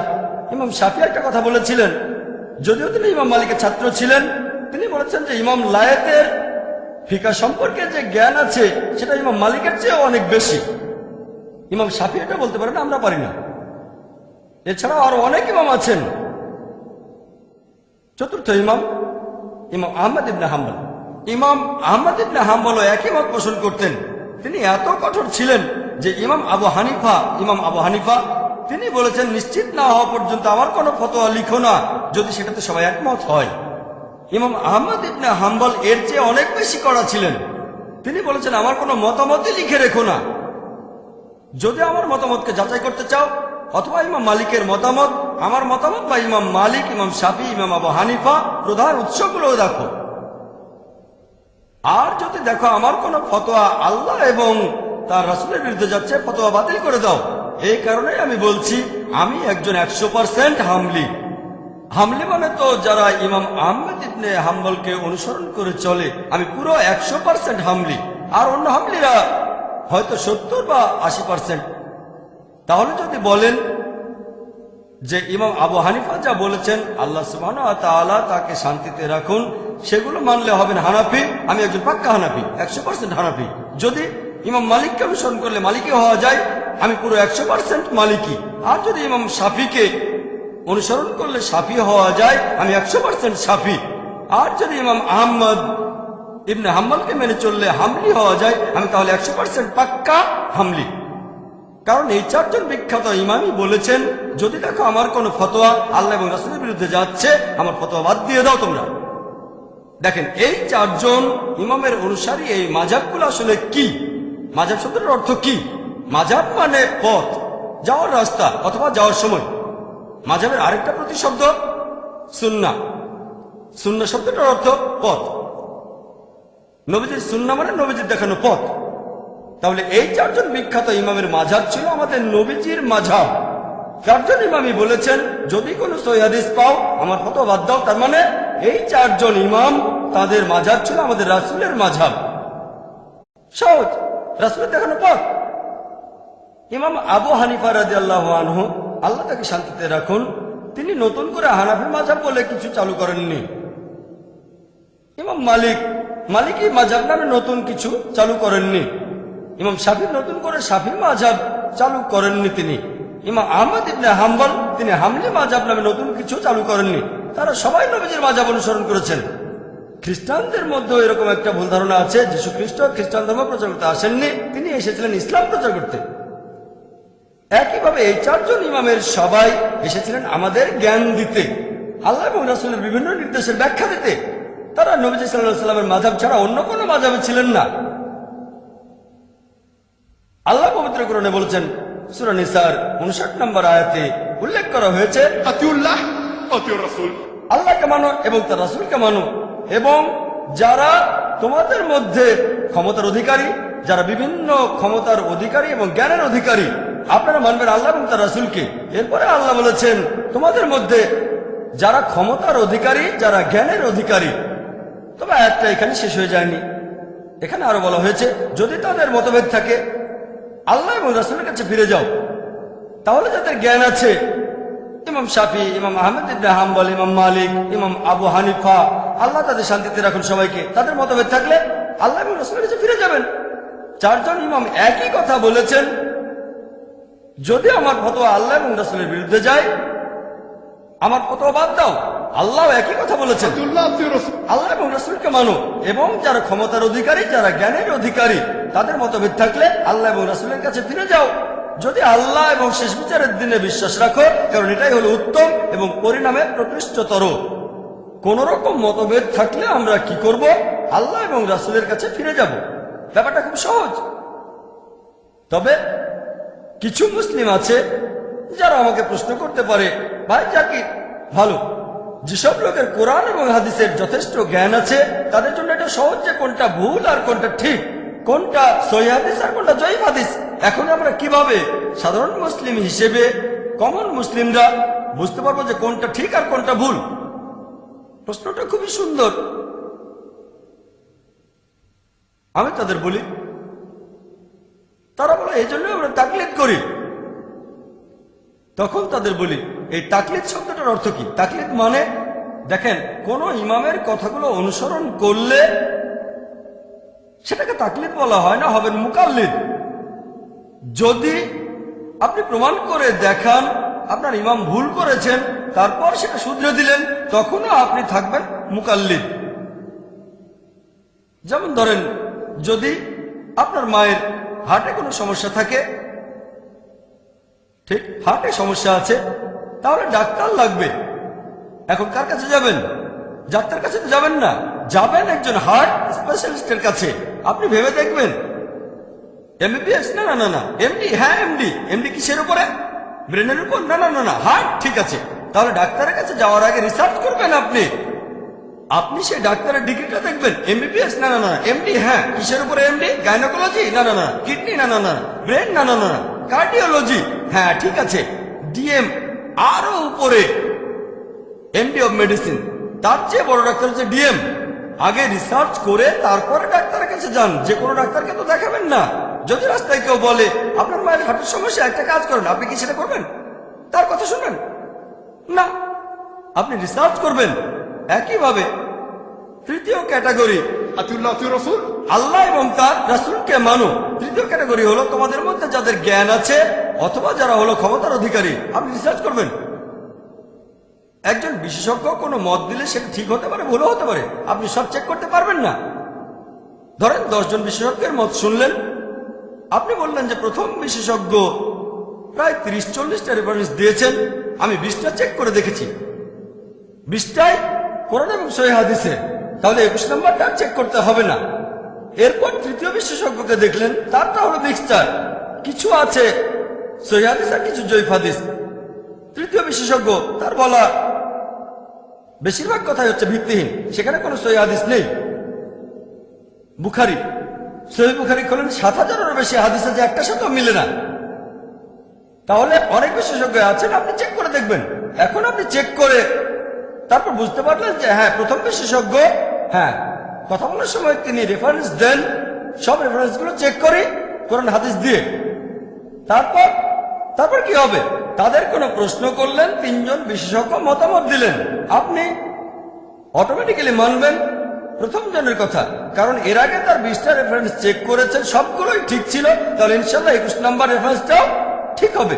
প্রত্যেক মুসলিম বিশেষজ্ঞের বলা সবকিছু চেক করতে পারবেন না। আপনি এখানে আগে রিসার্চ করে নেবেন।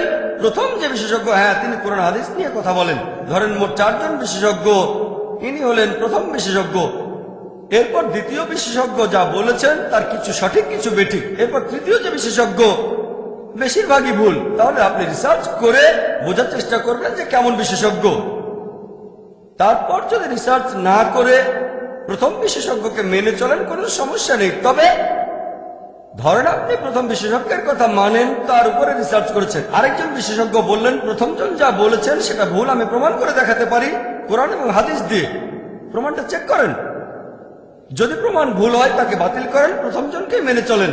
কিন্তু সেই প্রমাণটা সেই বিশেষজ্ঞ যেটা দেখিয়েছেন যে কোরআন আর হাদিসের কথা প্রথম বিশেষজ্ঞের কথার বিরুদ্ধে যাচ্ছে, তাহলে প্রথম বিশেষজ্ঞের কথা বাতিল করে দেন।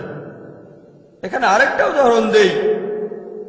যেমন ধরেন আমি যখন কিছু শুনি, আমি যেটা বলি লেকচারের আগে আমি রিসার্চ করি, কিন্তু আমার মাথার ভেতরে আরো অনেক তথ্য আছে, অনেক ইনফরমেশন আছে যেগুলো চেক করা হয়নি। তারপরও ক্যাটাগরি করি। যেমন ধরেন, যদি আমি শেখ নাসিরুদ্দিন আলবানীর কোনো মতামত শুনি, মাশাআল্লাহ তিনি কিছুদিন আগে মারা গেছেন, আমার মতে তিনি বর্তমান সময়ের অন্যতম সেরা মুহাদ্দিস ছিলেন, তাই তিনি যা বলেছেন আমি সেগুলো অনুসরণ করি, কারণ আমি চেক করে দেখেছি তিনি মাশাআল্লাহ কোরআন হাদিস অনুযায়ী কথা বলতেন। কিন্তু কেউ যদি ফতোয়া দেন নাসিরুদ্দিন আলবানীর বিরুদ্ধে, যদি সেটা কোরআন হাদিস অনুযায়ী হয়, নাসিরুদ্দিন আলবানীর ফতোয়াটাকে আমি বাতিল করে দেব, করতে পারি। তবে আমি জানি যে প্রত্যেক মানুষই ভুল করতে পারে। ইমাম শাফি ভুল করেছেন, ইমাম আবু হানিফা ভুল করেছেন, ইমাম আহমদ ইবনে হাম্বল, ইমাম মালিকও ভুল করেছেন। তাহলে নাসিরুদ্দিন আলবানী ভুল করতে পারেন, করতে পারেন।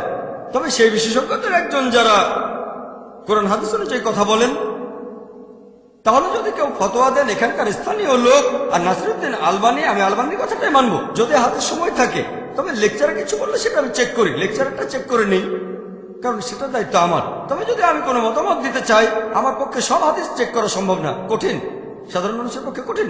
তাই দেখতে হবে কোন বিশেষজ্ঞের কথা শুনছেন, অথবা কোন বইটা পড়ছেন, কার লেখা বই পড়ছেন, কার লেকচারের ক্যাসেট আপনি শুনছেন। এভাবে ক্যাটাগরি করেন।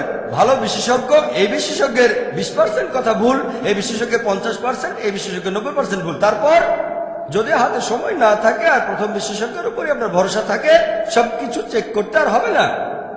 যদি হাতে সময় থাকে তাহলে চেক করেন, ভালো, আলহামদুলিল্লাহ, মাশাআল্লাহ। যদি সময় থাকে চেক করতে পারেন, তবে এটা তাকলিদ না। যদি কেউ প্রমাণ দেখায় যে আপনি যাকে মেনে চলেন তার কথা ভুল, তারপরও তাকে অন্ধভাবে অনুসরণ করেন, সেটা তাকলিদ। আমরা তাকলিদ করবো শুধু আল্লাহ ও রাসূলের উদ্দেশ্যে, ব্যাস, আতিউল্লাহ আতিউর রাসূল, ব্যাস, আর কেউ না। সহজ সহজ নিয়ম। এখন কেউ হয়তো আমাকে বলতে পারে, ভাই জাকির, আপনি বলছেন দল তৈরি করবেন না আপনি, কিন্তু নবীজি তো বলে গেছেন 73টা আলাদা দল তৈরি হবে। আমি বলবো, হ্যাঁ, নবীজি বলেছেন এমনটা হবে, বলেননি এটা করা উচিত। আল্লাহ আমাদের নিষেধ করেছেন, তবে নবীজি জানতেন, যদিও আল্লাহ বলেছেন দলে বিভক্ত হয়েও না, তারপরে মুসলিমের বিভক্ত হবে, নবীজি এটা জানতেন। তিনি বলেননি যে বানানো উচিত।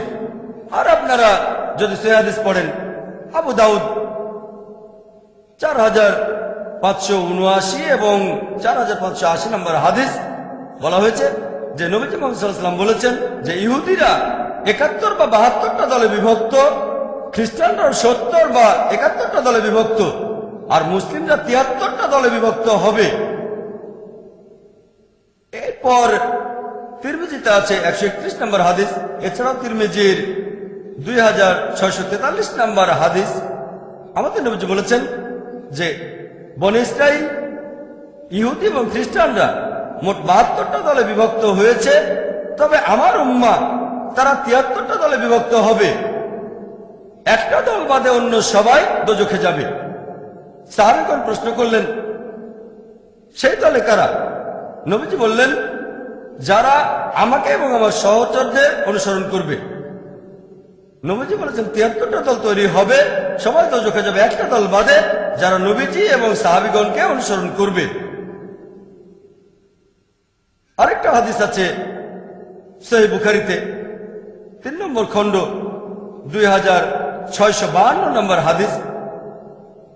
নবীজি বলেছেন, সবচেয়ে সেরা মানুষ হলো যারা আমার সময়টাতে ছিল, তার মানে সাহাবীগণ। এরপরে পরবর্তী প্রজন্ম, আর তারপরে তার পরের প্রজন্ম। নবীজি বলেছেন সবচেয়ে সেরা হলো তারা যারা আমার প্রজন্মে ছিল, সাহাবীগণ, তারপরে পরবর্তী প্রজন্ম অর্থাৎ তাবেঈন, এরপরে তারপরের প্রজন্ম, তবে তাবেঈন, শেষ। তাহলে আমরা যদি কিছু গ্রহণ করি সেটা নেব আমাদের নবীজির প্রজন্ম থেকে, মানে সাহাবীগণ, পরবর্তী প্রজন্ম তাবেঈন, এরপরে তাবে তাবেঈন, শেষ। এই 3 প্রজন্ম, ইনাদেরকে বলা হয় সালাফিস সালেহিন, অর্থাৎ ন্যায়নিষ্ঠ পূর্বপুরুষ অথবা ন্যায়নিষ্ঠ পূর্ববর্তীগণ। সালাফ মানে পূর্বপুরুষ, পূর্ববর্তী। তাহলে শরিয়ার মধ্যে, ইসলামিক শরিয়ায় সবচেয়ে গুরুত্বপূর্ণ ক্যাটাগরি মোট 4টা। এর মধ্যে সবচেয়ে গুরুত্বপূর্ণ পবিত্র কোরআন, আল্লাহ তাআলার কালাম।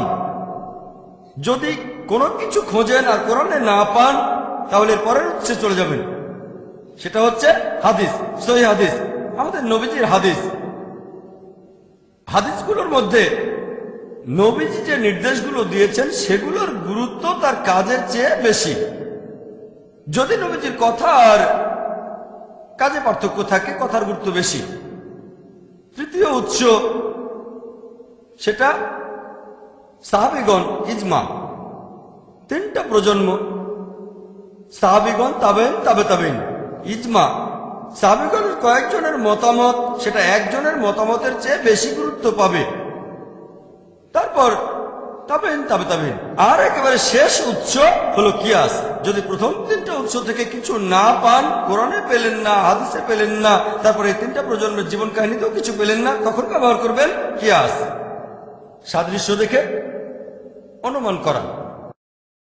إن في خلق السماوات والأرض واختلاف الليل والنهار والفلك التي تجري في البحر بما ينفع الناس وما أنزل الله من السماء من ماء فأحيا به الأرض بعد موتها وبث فيها من كل دابة. About every move you make, it's time to share and to declare the hope in my heart won't break.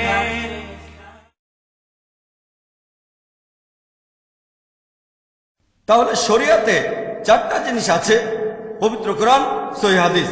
কোন সহিহ হাদিস কোরআনের বিরুদ্ধে যাবে না, কোরআন এক নম্বর, তারপর সহিহ হাদিস। এই হাদিসগুলোর মধ্যে কাজের চেয়ে কথার গুরুত্ব অনেক বেশি, নবীজির নির্দেশের গুরুত্ব তার কাজের চেয়ে বেশি। তারপর তিন প্রজন্মের রেখে যাওয়া দৃষ্টান্ত, সাহাবিগণ, তাবেইন, তাবে তাবেইন, একজনের চেয়ে কয়েকজনের মতের গুরুত্ব বেশি। তারপরে হলো কিয়াস।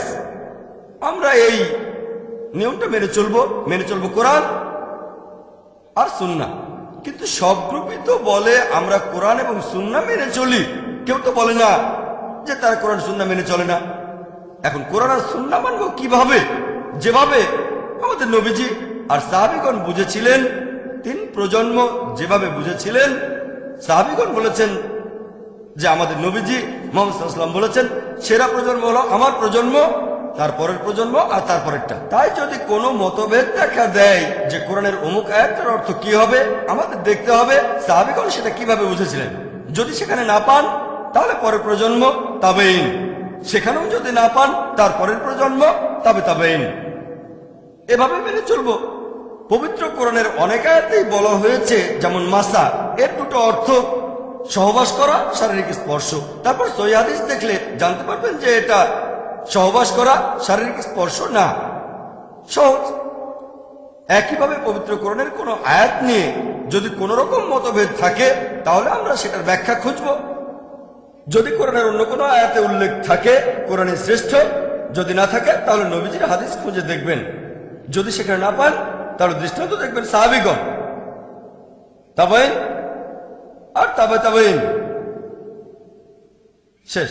তাহলে প্রমাণের জন্য হুজ্জা আর কোরআনকে বোঝার জন্য, হাদিস বোঝার জন্য আমাদের সামনে পথ দেখাবেন আল্লাহ এবং তার রাসূল, তারপর সালাফিস সালেহিন। আমরা এইভাবে মেনে চলব। এছাড়াও পবিত্র কোরআনের অনেক আয়াতের দুটো অর্থ হতে পারে। যেমন পবিত্র কোরআন সূরা বাকারায় আছে, আল্লাহর পথে যারা নিহত হয় তাদের মৃত বলো না, বরং তারা জীবিত।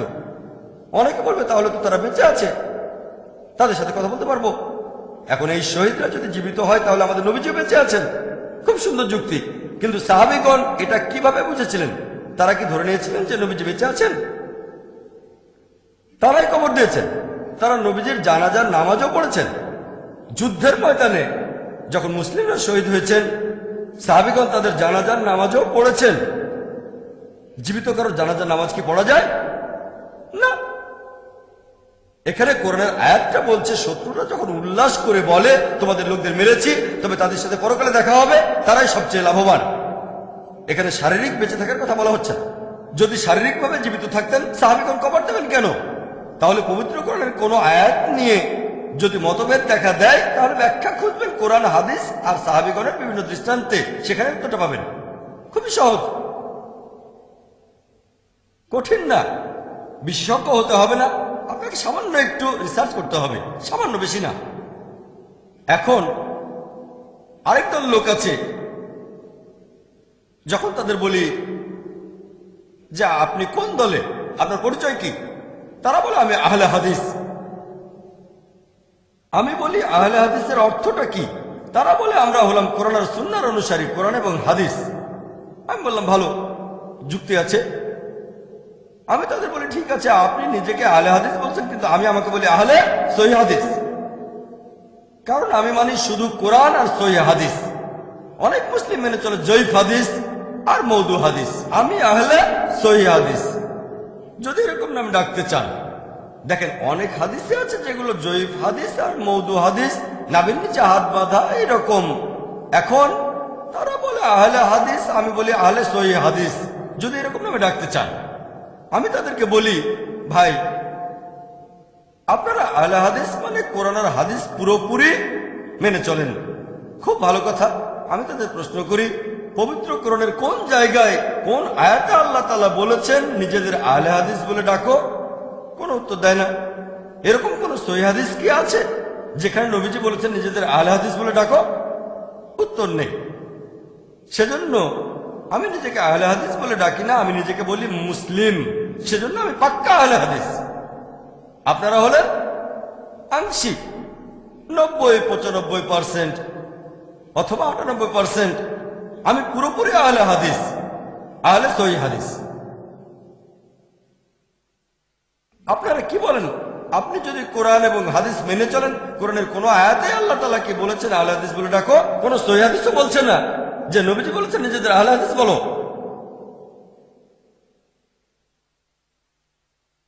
এছাড়াও আরো একটা গ্রুপ আছে, এরাও আহলে হাদিসের মতোই। তারা বলে আমরা সালাফি। আমি বলি সালাফি? আমি একজন সালাফি।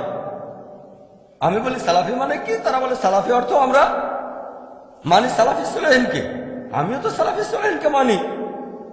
আমি মানি আল্লাহকে এবং তার রাসূলকে এবং সালাফি সালেহিনকে, নবীজি সাল্লাল্লাহু আলাইহি ওয়াসাল্লামের সময়কার প্রজন্ম এবং তার দুটো প্রজন্মকে। তারপর থেকে জিজ্ঞেস করি, কোরআনের কোন জায়গায় কোন আয়াতে কি আল্লাহ বলেছেন নিজেদের সালাফি বলো? তারা বলে না। কোন হাদিস কি আছে যেখানে আমাদের নবীজি বলেছেন নিজেদের সালাফি বলো? তারা বলেন না। তবে সেখানে একজন সালাফি আমাকে একটা হাদিস দেখালো, নবীজি বলেছেন আমি একজন সালাফ। সে উদ্ধৃতি দিল, এটা আছে সহিহ মুসলিমে, পুরো রেফারেন্সটা বলেনি। বললাম ঠিক আছে। আমি সহিহ মুসলিম দেখলাম, চেক করি, এই হাদিসটা আছে সহিহ মুসলিমে, হাদিস নম্বর সম্ভবত 2405 বা 6, 2405-6 এরকম হাদিস, সহিহ হাদিস। তবে এই কথাটা মাঝখান থেকে নেয়া, মাঝামাঝি। পুরো হাদিসটা বলছে যে মুহাম্মদ সাল্লাল্লাহু আলাইহি সাল্লাম তার মেয়েকে বললেন ফাতিমা রাদিয়াল্লাহু আনহাকে যে আমি একজন উৎকৃষ্ট সালাফ তোমার জন্য, আমি একজন উৎকৃষ্ট সালাফ তোমার জন্য। এখানে বাবা বলছেন তার মেয়েকে। এখন নবীজি মুহাম্মদ সাল্লাল্লাহু আলাইহি সাল্লাম তার মেয়েকে বললেন হযরত ফাতিমা রাদিয়াল্লাহু আনহাকে যে আমি একজন উৎকৃষ্ট সালাফ। আরবি ভাষায় এই সালাফ শব্দটার অর্থ হচ্ছে পূর্বসূরি, পূর্বপুরুষ। তাহলে আমি যদি আমার মেয়েকে বলি আমি তোমার সালাফ, সমস্যা নেই। একজন আরব খ্রিস্টান যদি তার মেয়েকে বলে আমি তোমার জন্য সালাফ, কোনো সমস্যা নেই। অর্থের দিক থেকে কোনো সমস্যা নেই। তবে ইসলাম অনুযায়ী পূর্বপুরুষ, হ্যাঁ, মুহাম্মদ সাল্লাল্লাহু আলাইহি সাল্লাম তার মেয়ের জন্য উৎকৃষ্ট সালাফ। তবে আমাদের মধ্যে প্রত্যেকে হয়তো তার মেয়ের জন্য উৎকৃষ্ট ইসলামিক সালাফ নয়, হয়তো সেই সন্তান বাবার চেয়ে আরো বেশি ইসলামিক। তাহলে প্রত্যেক বাবা মাই সন্তানকে এটা বলতে পারে না। যদি সালাফের শব্দগত অর্থটা ধরেন, বিশেষজ্ঞদের মতে, সালাফিদের মধ্যে অনেক বিখ্যাত বিশেষজ্ঞ আছেন, তারা বলেন বর্তমানে কেউ বলতে পারে না যে সে একজন সালাফ। কেন? আমরা খালাফ, আমরা পরে এসেছি। সালাফগণ ছিলেন আমাদের আগে। তাহলে আগের মানুষদের সাথে তুলনা করলে আমরা খালাফ। হ্যাঁ, আমরা সালাফ হতে পারি আমাদের সন্তান, নাতি, নাতনি, বংশধরদের জন্য। তাহলে টেকনিক্যালি আমরা সালাফ হতে পারি, ইসলামিক্যালি না। ইসলামিক্যালি আমরা খালাফ। ক্লিয়ার? আমি একবার অস্ট্রেলিয়ায় গিয়েছিলাম, সেবারে ওখানে প্রথম গিয়েছিলাম লেকচার ট্যুরে। যারা ডেকেছিলেন মাশাআল্লাহ তারাও কোরআন সুন্নাহ মেনে চলেন, সহিহ হাদিস। তারা ইনভাইট করলেন, যথাসময়ে আমি অস্ট্রেলিয়ায় পৌঁছালাম। তারপর সেই শহরেও পৌঁছে গেলাম। আমি তাদের নাম বলবো না, সবাই খুব ভালো মাশাআল্লাহ। রাতের বেলায় আমরা পৌঁছালাম, আমার সাথে আমার ক্যামেরা ক্রুরাও ছিল। তখন আমরা সবাই সেখানে নামাজ আদায় করলাম। তাদের একজন বলল, আরে আপনারা তো আমাদের মতো করেই নামাজ পড়েন। আমি বললাম আপনাদের মতো করে মানে? আমি নবীজির মতো করে নামাজ পড়ি। তারা বলছে আপনারা তো আমাদের মতো করে নামাজ পড়েন, আপনাদের মতো করে মানটা কি, আমরা নবীজির মতো করে পড়ি। এই গ্রুপের অনুসারীরা মাশাআল্লাহ কোরআন সহিহ হাদিস মেনে চলে। তবে তাদের বলা উচিত ছিল, দেখে ভালো লাগলো আপনারা নবীজির মতো করে নামাজ পড়েন, আমাদের মতো করে না। আমি তো তাকে দেখে নামাজ পড়ছি না, আমি আগে থেকে নামাজ পড়ছি। আমি তার মতো করে পড়ছি না, আমি নবীজির মতো করে নামাজ পড়ছি। আর আলহামদুলিল্লাহ সেও নবীজির মতো করে পড়ছে। তার বলা উচিত ছিল, দেখে ভালো লাগছে নবীজির মতো করে নামাজ পড়ছেন, কিন্তু সে বলল আরে আপনারা তো আমাদের মতো করেই পড়ছেন, খুব খুশি। তারা আগে আমার ভিডিও ক্যাসেট দেখেছিল। ডক্টর জাকির কম্পারেটিভ রিলিজিয়ন নিয়ে যে কথাগুলো বলেছে সেগুলো সঠিক, কিন্তু আমার আকীদা তারা জানে না যে আমার ধর্মবিশ্বাস কেমন, সেজন্য তারাও বেশি উৎসাহ দেখায়নি। তবে দেখেছে আমি কম্পারেটিভ রিলিজিয়নের উপর একজন স্পেশালিস্ট, ক্যাসেটে ভুল কিছু খুঁজে পায়নি, কিন্তু তারা আমার আকীদা জানে না কিভাবে নামাজ পড়ি। তাই কিছুটা না জানে আমন্ত্রণ করলো। তারপর নামাজ পড়তে দেখে খুব খুশি হলো, আপনারা তো আমাদের মতো করে পড়েন। বললাম না, নবীজির মতো করে পড়ি। তবে তারা সবাই খুব ভালো মাশাআল্লাহ। সেখানে আমি কিছু লেকচার দিলাম। তারপর যখন ডিনার খেতে বসলাম আমরা, তখন আমরা আলোচনা করলাম। সেখানেও আমি আজকের মতোই বললাম আমি একজন পাক্কা হানাফি, পাক্কা শাফি, পাক্কা হামলি, পাক্কা আহলে হাদিস। যখন সালাফি প্রসঙ্গ আসলো বললাম আমি পাক্কা সালাফি। তবে কোরআন বলছে না নিজেদের সালাফি বলে রাখো, অথবা কোনো সহিহ হাদিসও নেই যেখানে নবীজি বলেছেন নিজেদের সালাফি বলো। প্রায় সবাই আমার সাথে একমত হলো, শুধু একজন বাদে। এক ভাই একমত হলো না, অন্য সবাই বলল মাশাআল্লাহ জাকির ভাই আপনার সাথে আমরা একমত। একজন ভাই আমাকে প্রশ্ন করলো, ভাই জাকির, শেখ নাসিরউদ্দিন আলবানীর নাম শুনেছেন? বললাম হ্যাঁ, তাকে চিনি। তাকে কেমন মনে করেন? বললাম মাশাআল্লাহ, উনি আমাদের সময় শ্রেষ্ঠ মুহাদ্দিসদের একজন। কয়েক বছর আগের কথা। শেখ নাসিরউদ্দিন তখন জীবিত ছিলেন রহিমুল্লাহ, আল্লাহ তাকে শান্তিতে রাখুন। আচ্ছা, তার কথা মানেন? হ্যাঁ, তিনি বিখ্যাত বিশেষজ্ঞ, তাকে শ্রদ্ধা করি, ভালোবাসি, তাকে সম্মান করি। আচ্ছা, আমি ওনার কথার উদ্ধৃতি দিচ্ছি। সে ইন্টারনেটে গিয়ে albani.com থেকে ডাউনলোড করলো ওনার ফতোয়া। এখন এই ফতোয়ার উত্তর দেন শেখ নাসিরউদ্দিন আলবানী, আল্লাহ তাকে শান্তিতে রাখুন, তাকে শ্রদ্ধা করি, ভালোবাসি, সম্মান করি, আমি তার প্রশংসা করি। মুসলিম বিশেষজ্ঞদের মধ্যে এই ব্যাপারে দুটো গ্রুপ আছে। এক গ্রুপ বলেন সালাফি বলে পরিচয় দেয়া ফরজ, শেখ আলবানী হচ্ছেন সেই দলে। এই বিশেষজ্ঞরা বলেন সালাফি বলে পরিচয় দেয়া ফরজ। আমি বললাম আলহামদুলিল্লাহ, যদি কেউ প্রমাণ করে দেখাতে পারে কোরআন এবং হাদিস থেকে, আজকে প্রমাণ দিলে আমি আজকে থেকে সেটা পালন করতে শুরু করব। তবে আমি চেক করে দেখব, যদি কেউ আজকে আমার সামনে প্রমাণ করতে পারে কোরআন আর হাদিস থেকে যে সালাফি পরিচয় দেওয়াটা ফরজ অথবা আহলে হাদিস বলা ফরজ, আমি পালন করব।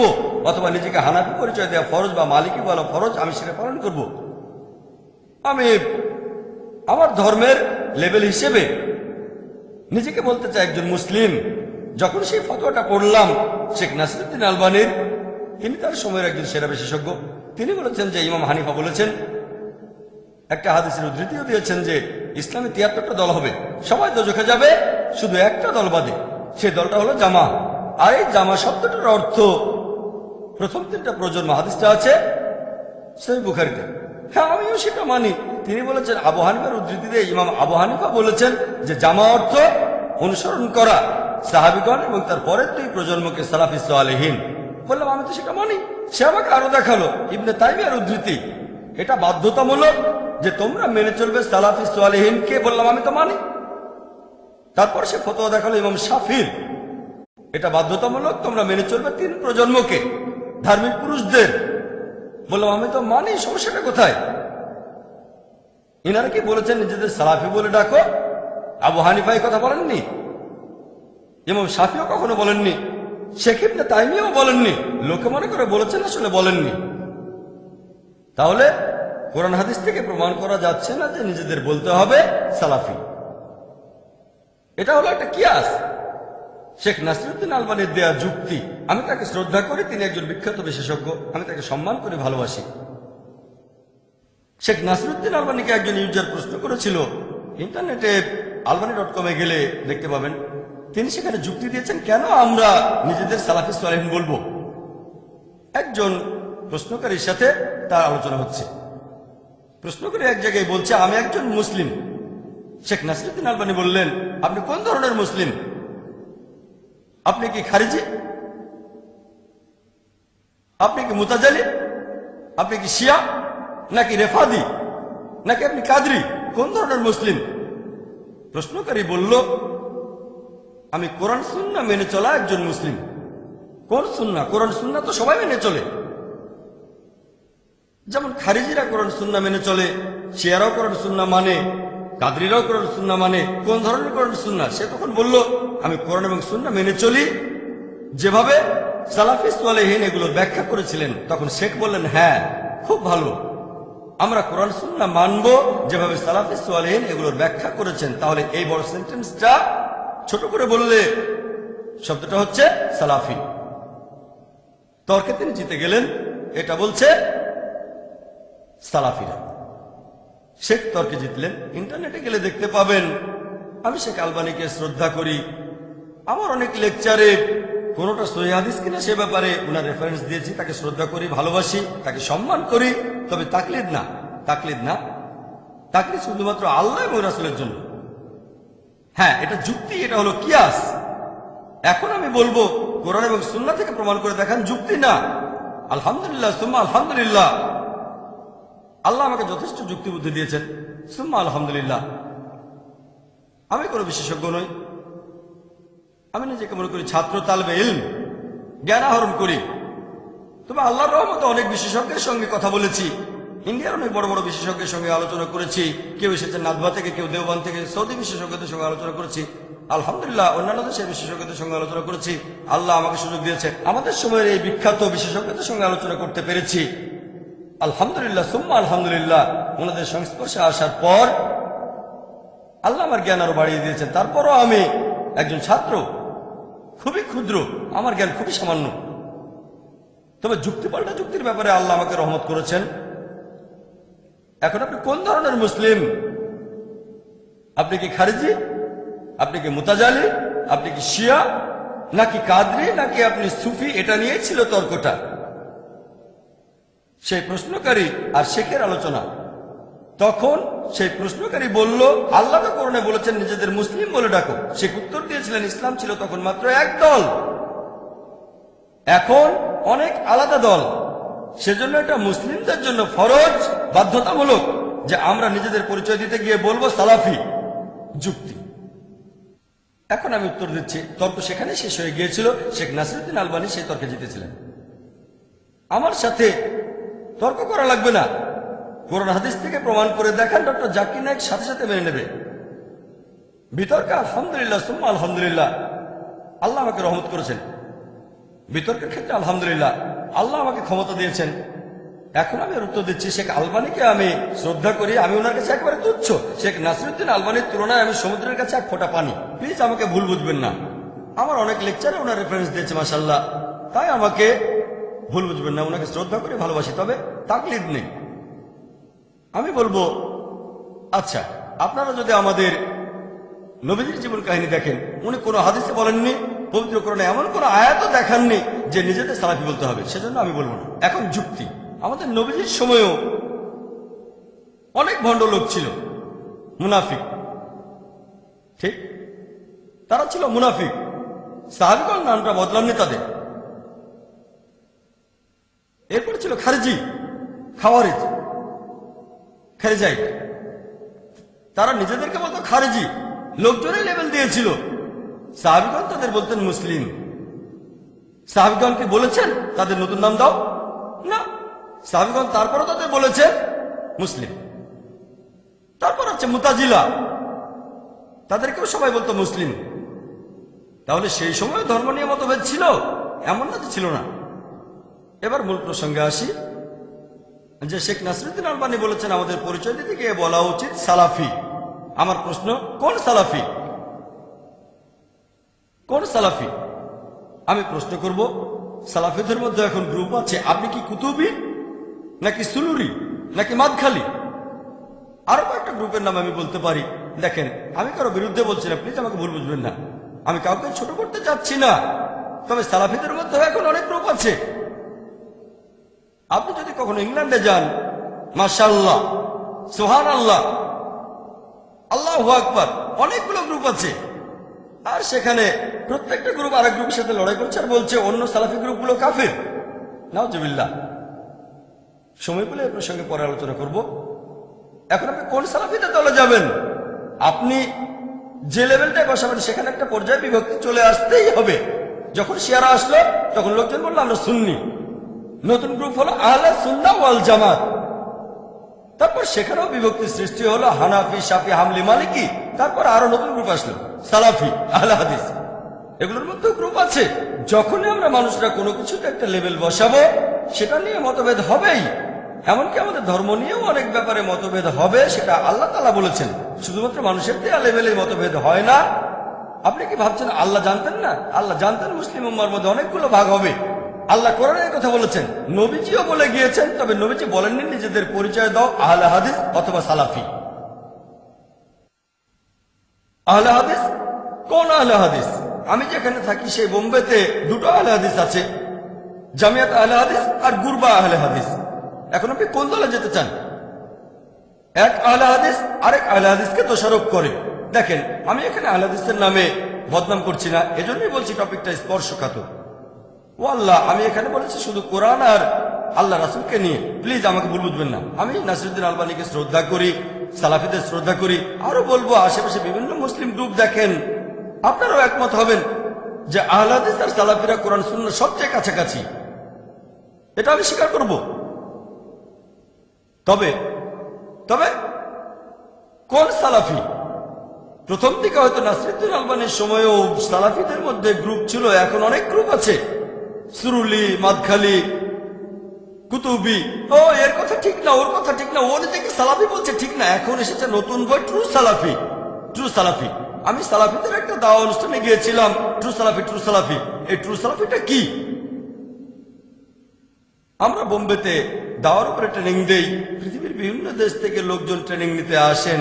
সেবার 14টা দেশ থেকে 19 জন এসেছিলেন। তাদের অনেকেই এসেছিলেন মদিনা ইউনিভার্সিটি থেকে, মাশাআল্লাহ। তারপর বাহরাইন ইউনিভার্সিটি থেকে, এরকম তাদের অনেকেই সালাফি, মাশাআল্লাহ। তাদের সাথে আলোচনা করলাম সেখানে। আমি তাদেরকে প্রশ্ন করলাম, সালাফি হলো শর্টকাট, সংক্ষেপে বলা। পুরোপুরি বললে আমি কোরআন সুন্নাহ মানি, যেভাবে সালাফি সালেহীন মানতেন, সংক্ষেপে সালাফি। আমি তাদের বললাম, সালাফি সালেহীন আগে নাকি মুহাম্মদ সাল্লাল্লাহু আলাইহি সাল্লাম আগে, কে বড়? তারা বলল মুহাম্মদ সাল্লাল্লাহু আলাইহি সাল্লাম। তাহলে নিজেদের মোহাম্মদই বলছেন না কেন? কি বলেন? ইন্ডিয়ান নিজেদের মোহাম্মদই বলে কারা? আপনারা কি তা জানেন? জানেন আপনারা? আমরা কি তাদের কথা মানি না? ইন্ডিয়ায় কারা নিজেদের আহমদিয়া বলে ডাকে। এখন কে বড়, মুহাম্মদ সাল্লাল্লাহু আলাইহি ওয়াসাল্লাম না আল্লাহ? আল্লাহ। এখন যে আল্লাহর কাছে আত্মসমর্পণ করে তাকে বলা হয় মুসলিম। আমরা জানি মুসলিমদের মধ্যে অনেক দল আছে। নতুন নাম দিলে সেটার মধ্যে একটা বিভক্তি এসে যাবে। হানাফি মাযহাবে 4টা গ্রুপ আছে, শাফি মাযহাবে আছে কাদিম আর জাদিদ। তারপরে আহলে হাদিস, কাশ্মীরে গেলে দেখবেন অনেক আহলে হাদিসের গ্রুপ আছে। আর কেরালায় দেখবেন মুজাহিদি, মুজাহিদি KNM, কেরালা নাজরাতুল মুজাহিদি। কেরালায় তারা নিজেদের আহলে হাদিস বলে না, মুজাহিদি।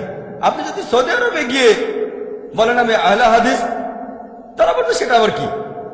সৌদি আরবে খুব কম লোক জানে আহলে হাদিস শব্দটা কি। তারা সালাফি শব্দের সাথে পরিচিত।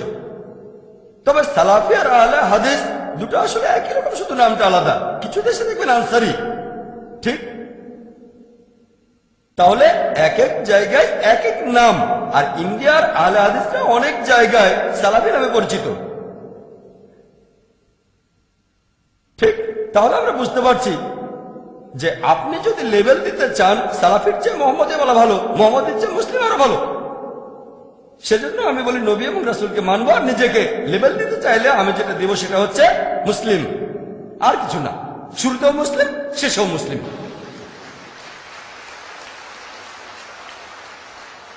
আমি কোন মুসলিম ভাইকে ছোট করছি না, হোক হানাফি, শাফি, হামলি, মালিকি, আহলে হাদিস। আনটিল হোয়েন উই ডিফার, এই বইটা লিখছেন শেখ ওতাইমি। আপনারা আমাদের এখানে বইটা পাবেন। আনটিল হোয়েন উই ডিফার 34 পৃষ্ঠায় শেখ ওতাইমিকে একজন ইন্ডিয়ান প্রশ্ন করল, আমাদের এই দেশে অনেকে নিজেদের বলে ইখওয়ানি আর তাবলিগি, এরা কি সত্যের পথে আছে নাকি ভুল পথে? শেখ ওতাইমি উত্তরে বললেন, যদি কেউ ইসলাম প্রচারের সময়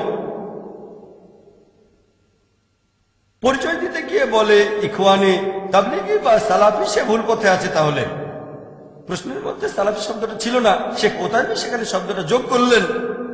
যদি কেউ নিজেকে ইখওয়ানি, তাবলিগি বা সালাফি বলে ইসলাম প্রচারের সময়, তাহলে সে ভুল পথে আছে। এই কথাটা কিন্তু আমি বলিনি, ডক্টর জাকির নেই, কিছুই না ইসলামে, আমি শূন্য। শেখ ওতাইমি মাশাআল্লাহ অনেক বিখ্যাত, শেখ ওতাইমির ফতোয়াটা শুধু আমি মেনে চলছি। কোন সালাফি যদি আমাকে দোষারোপ করেন, তাহলে শেখ ওতাইমিকেও দোষারোপ করতে হবে। তবে সালাফিদের ওয়েবসাইটে গেলে আপনারা দেখবেন তারা বলছেন যে শেখ ওতাইমিও বলেছেন নিজেদের সালাফি বলতে হবে। তিনি কি বলেছেন? বলেছেন সালাফি সালেহিনকে মেনে চলতে হবে। সে কথা তো আমিও বলি। এভাবে বললে শেখ ওতাইমিও আপত্তি করবেন না। তবে ধর্মপ্রচারের সময় যদি বলে নিজেদের সালাফি বলতে হবে, তিনি বলেছেন এই কাজটা ভুল, ভুল কাজ। তাহলে শেখ নাসিরউদ্দিন আলবানী এক প্রান্তে ফরজ, শেখ ওতাইমি বলেছেন এটা ভুল। তবে দুজনে এটা মানেন। শেখ নাসিরউদ্দিন আলবানী আরো বলেছেন যদি বলো সালাফি আর ভাবো তুমি শ্রেষ্ঠ, তাহলে সেটা ভুল। শেখ সালেহ ফারজানা বলেছেন যদি ভাবো সালাফি বলে তুমি শ্রেষ্ঠ, তাহলে সেটা ভুল। তাহলে যে বিশেষজ্ঞরা বলেছেন সালাফি পরিচয় দেওয়াটা ফরজ, তারাও বলেছেন যদি বলো সালাফি আর ভাবো আমি শ্রেষ্ঠ, আমি বেহেশতে যাব, অন্যরা যেতে পারবে না, সেটা ভুল।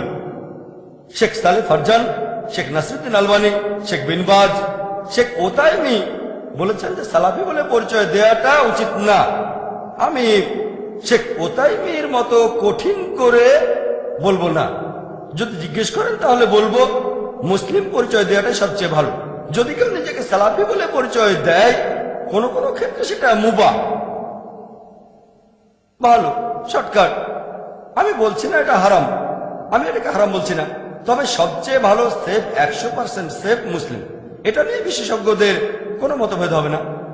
যদি কেউ সংক্ষেপে বলতে চায়, পুরো কথাটা হলো মানে কোরআন, সুন্নাহ, সালাফি, সালেহিন, শুধু এটা বোঝানোর ক্ষেত্রে।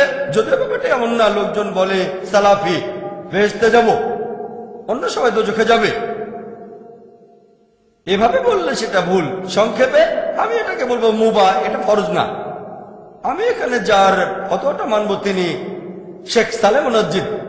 শেখ সালেহ মুনাজ্জিদ বলেছেন যদি এটা বোঝাতে চান যে আপনি উদ্ভাবনকারীদের দলের নন, তাহলে কোনো সমস্যা নেই। কিন্তু যদি কেউ বলে আমি সালাফি বলে শ্রেষ্ঠ, তাহলে সেটা ভুল। তিনি নবীজির একটা হাদিসের উদ্ধৃতি দিয়েছেন। নবীজি যখন মদিনায় ছিলেন, সেখানে আনসার আর মুহাজিরদের মধ্যে একটা কোন্দল হলো। মুয়াজ্জিন ডাক দিল, ও আনসার তোমরা এখানে চলে এসো। আনসাররা তার কাছে চলে আসলো। তারপর মুয়াজ্জিন বলল, ও মুহাজির আমাকে সাহায্য করো। নবীজি তখন কাছে এসে বললেন, এই জাহেলিয়ার সম্বোধনটার কারণটা কি? এমনিতে আনসার বলে ডাকা কিন্তু খারাপ না, মুহাজির ডাকটাও খারাপ না, কিন্তু এখানে গ্রুপ তৈরি হচ্ছে। আনসার আমাকে সাহায্য করো, মুহাজির আমাকে সাহায্য করো। নবীজি বলেছেন এটা হলো জাহেলিয়ার সম্বোধন। আনসার একটা সুন্দর নাম, আনসার মানে সাহায্যকারী, আমাদের নবীজির সাহায্যকারী। মুহাজির মানে যারা হিজরত করেছে আল্লাহ এবং তার রাসূলের পথে, এটা সুন্দর নাম। তারপর নবীজি বলেছেন এটা হারাম, এটা নিজেকে শ্রেষ্ঠ বানানোর চেষ্টা। এটার উপর ভিত্তি করে আমি বলছি না সালাফি বলা হারাম, আমাকে ভুল বুঝবেন না। তবে সবচেয়ে ভালো হলো মুসলিম। যদি নিজেকে সালাফি বলেন আর কোথাও কোনো ভুল হয়ে যায়, তাহলে আপনি সমস্যায় পড়তে পারেন, দোজখে যেতে পারেন, বিপজ্জনক হতে পারে। যেহেতু নবীজি নিষেধ করেছেন সবচেয়ে সেফ, বলো আমি মুসলিম। এমনিতে আপনি বলতে পারেন আমি পাক্কা হানাফি, পাক্কা শাফি, পাক্কা হামলি, পাক্কা মালিকি, পাক্কা আহলে হাদিস, পাক্কা সালাফি, কোনো সমস্যা নেই। তবে লেভেল এখানে পরিচয় দেবেন মুসলিম। লেকচার শেষ করার আগে কয়েকজন বিশেষজ্ঞের কিছু বক্তব্যের উদ্ধৃতি দেব, যাতে আরো ভালো বুঝতে পারেন। এখন অনেকে তাকলিদের কথা বলেন, তাকলিদ থাকলে তাকে কাফির বলা হচ্ছে। ইমাম শাফি, আল্লাহ তাকে শান্তিতে রাখুন, তিনি বলেছেন আল্লাহ সুবহানাহু ওয়া তাআলাকে ডাকবে, আল্লাহ যে নামগুলো বলেছেন অন্য নামে ডাকাটা হারাম, কুফরি। আল্লাহকে ডাকবেন যে নামে আল্লাহ এবং তার রাসূল ডেকেছেন, অন্য নামে না, অন্য নামে ডাকাটা সেটা হারাম। তবে কেউ যদি অন্য নামে ডাকে ব্যাপারটা না জেনে, তাহলে সে কাফির নয়। ইমাম শাফি। শেখ ইবনে তাইমিয়া কি বলেছেন জানেন? তিনি বলেছেন যদি কেউ কোন মানুষকে সেজদা করে আর মনে করে এটাই তার দিন, তাহলে সে অবিশ্বাসী নয়। শেখ ইবনে তাইমিয়া। যদি কেউ কোনো মানুষকে সেজদা করে, শেখ ইবনে তাইমিয়া বলেছেন যদি কেউ কোনো মানুষকে সেজদা করে, রক্ত মাংসের মানুষকে, আর ভাবে এটাই তার দিন, তাহলে সে অবিশ্বাসী না, যতক্ষণ না কেউ তাকে ব্যাখ্যা করে বলে তারপরে সে মুখ ফিরিয়ে নেয়। শেখ ইবনে তাইমিয়া একজন বিশেষজ্ঞ। এছাড়াও আরো দেখবেন শেখ শাওখানি, তিনি বলেছেন যে যদি কেউ আল্লাহ ছাড়া অন্য কারোর সামনে নতজানু হয় ব্যাপারটা না জেনে, তাহলে সে অবিশ্বাসী নয়। মুহাম্মদ ইবনে ওয়াহাব, আল্লাহ তাকে শান্তিতে রাখুন, তিনি বলেছেন আমরা তাদেরকে অবিশ্বাসী বলি না, তাদের কাফির বলি না যারা আব্দুল কাদিরের মূর্তি অথবা কবরের সামনে নতজানু হয়, অথবা যারা আহমেদ নাকদাওয়ের মূর্তি বা কবরের সামনে নতজানু হয়, তাহলে তাদের কিভাবে অবিশ্বাসী বলি যারা শিরক করে না? আমরা বলি আমরা অনেক জানি, আমরা অন্যদেরকে বলি কাফির কাফির ইত্যাদি। লেকচার শেষ করার আগে নবীজির দুটো হাদিসের কথা বলবো। মুহাম্মদ সাল্লাল্লাহু আলাইহি ওয়াসাল্লাম বলেছেন, সহিহ মুসলিম 3 নম্বর খণ্ড 4565 নম্বর হাদিস, যে আরফাজা, আল্লাহ তাকে শান্তিতে রাখুন, উদ্ধৃতি দিয়েছেন যে আল্লাহ রাসূল বলেছেন একটা সময় আসবে যখন সমাজে অনেক খারাপ কাজ হবে, আর কখনো যদি কেউ মুসলিম উম্মার একতা নষ্ট করতে চায় তাকে তরবারি দিয়ে আঘাত করো, যদি সে তাতেও না থামে মেরে ফেলো। নবীজি বলেছেন যদি কেউ মুসলিম উম্মার একতা নষ্ট করতে চায় তাকে তরবারি দিয়ে আঘাত করো, যদি তাতেও না থামে তাকে মেরে ফেলো। সহিহ মুসলিম 3 নম্বর খণ্ড 4565 নম্বর হাদিস। লেকচার শেষ করার আগে নবীজি সাল্লাল্লাহু আলাইহি ওয়াসাল্লামের আরেকটা হাদিস আপনাদের বলবো। সহিহ বুখারী 4 নম্বর খণ্ড 3606 নম্বর হাদিস। এই হাদিসটা বলেই আমি শেষ করব। এখানে হুদায়ফা ইবনে ইয়ামান, আল্লাহ তাকে শান্তিতে রাখুন, তিনি বলেছেন লোকজন নবী সাল্লাল্লাহু আলাইহি ওয়াসাল্লামকে জিজ্ঞেস করতো কোন জিনিসটা ভালো, তবে আমি ভয় পেয়ে নবীজিকে জিজ্ঞেস করেছিলাম কোনটা খারাপ জিনিস। তিনি নবীজিকে জিজ্ঞেস করেছিলেন যে অজ্ঞানতার কারণে আমরা অনেক খারাপ কাজ করেছি, আল্লাহ আমাদের সঠিক পথে নিয়ে এসেছেন, এরপর কি আর কোনো খারাপ কাজ হবে? নবীজি বললেন হ্যাঁ, খারাপ কাজ হবে। সেই খারাপের পর কি কিছু ভালো হবে? নবীজি বললেন হ্যাঁ, তবে সেটার মধ্যেও কিছু খারাপ জিনিস থাকবে। সাহাবীগণ তখন বললেন সেই খারাপটা কি? নবীজি বললেন তোমাদের মধ্যে কিছু লোক থাকবে যারা এমন কিছু জিনিস প্রচার করবে যেগুলো আমার সুন্নাহ নয়। সাহাবীগণ বললেন এটার পর আর কোন খারাপ কাজ হবে? নবীজি বললেন হ্যাঁ, কিছু লোক থাকবে যারা তোমাদের দোজখে আমন্ত্রণ জানাবে। তখন হুদায়ফা, আল্লাহ তাকে শান্তিতে রাখুন, তিনি বললেন আমাদের কি করা উচিত? নবীজি তখন বললেন তোমরা তোমাদের মুসলিম দল আর নেতাকে আঁকড়ে ধরে থাকো। সাহাবীগণ বললেন কোন মুসলিম দল আর নেতা না থাকলে কি করব? নবীজি তখন উত্তর দিলেন যদি কোনো মুসলিম দল আর নেতা তখন না থাকে তাহলে সব দল থেকে নিজেকে বিচ্ছিন্ন করে ফেলো, প্রয়োজন হলে গাছের শেকড় কামড়ে পড়ে থাকবে যতক্ষণ না আল্লাহ সুবহানাহু ওয়া তাআলার সামনাসামনি হচ্ছ। ওয়া আখিরু দাওয়ানা আলহামদুলিল্লাহি রাব্বিল আলামিন।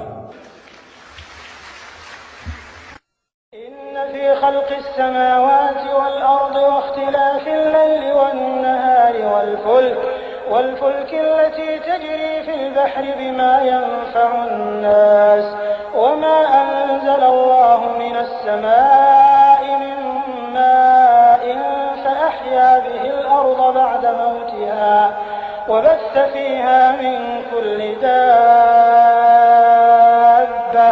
وتصريف الرياح والسحاب المسخر بين السماء والأرض لآيات لقوم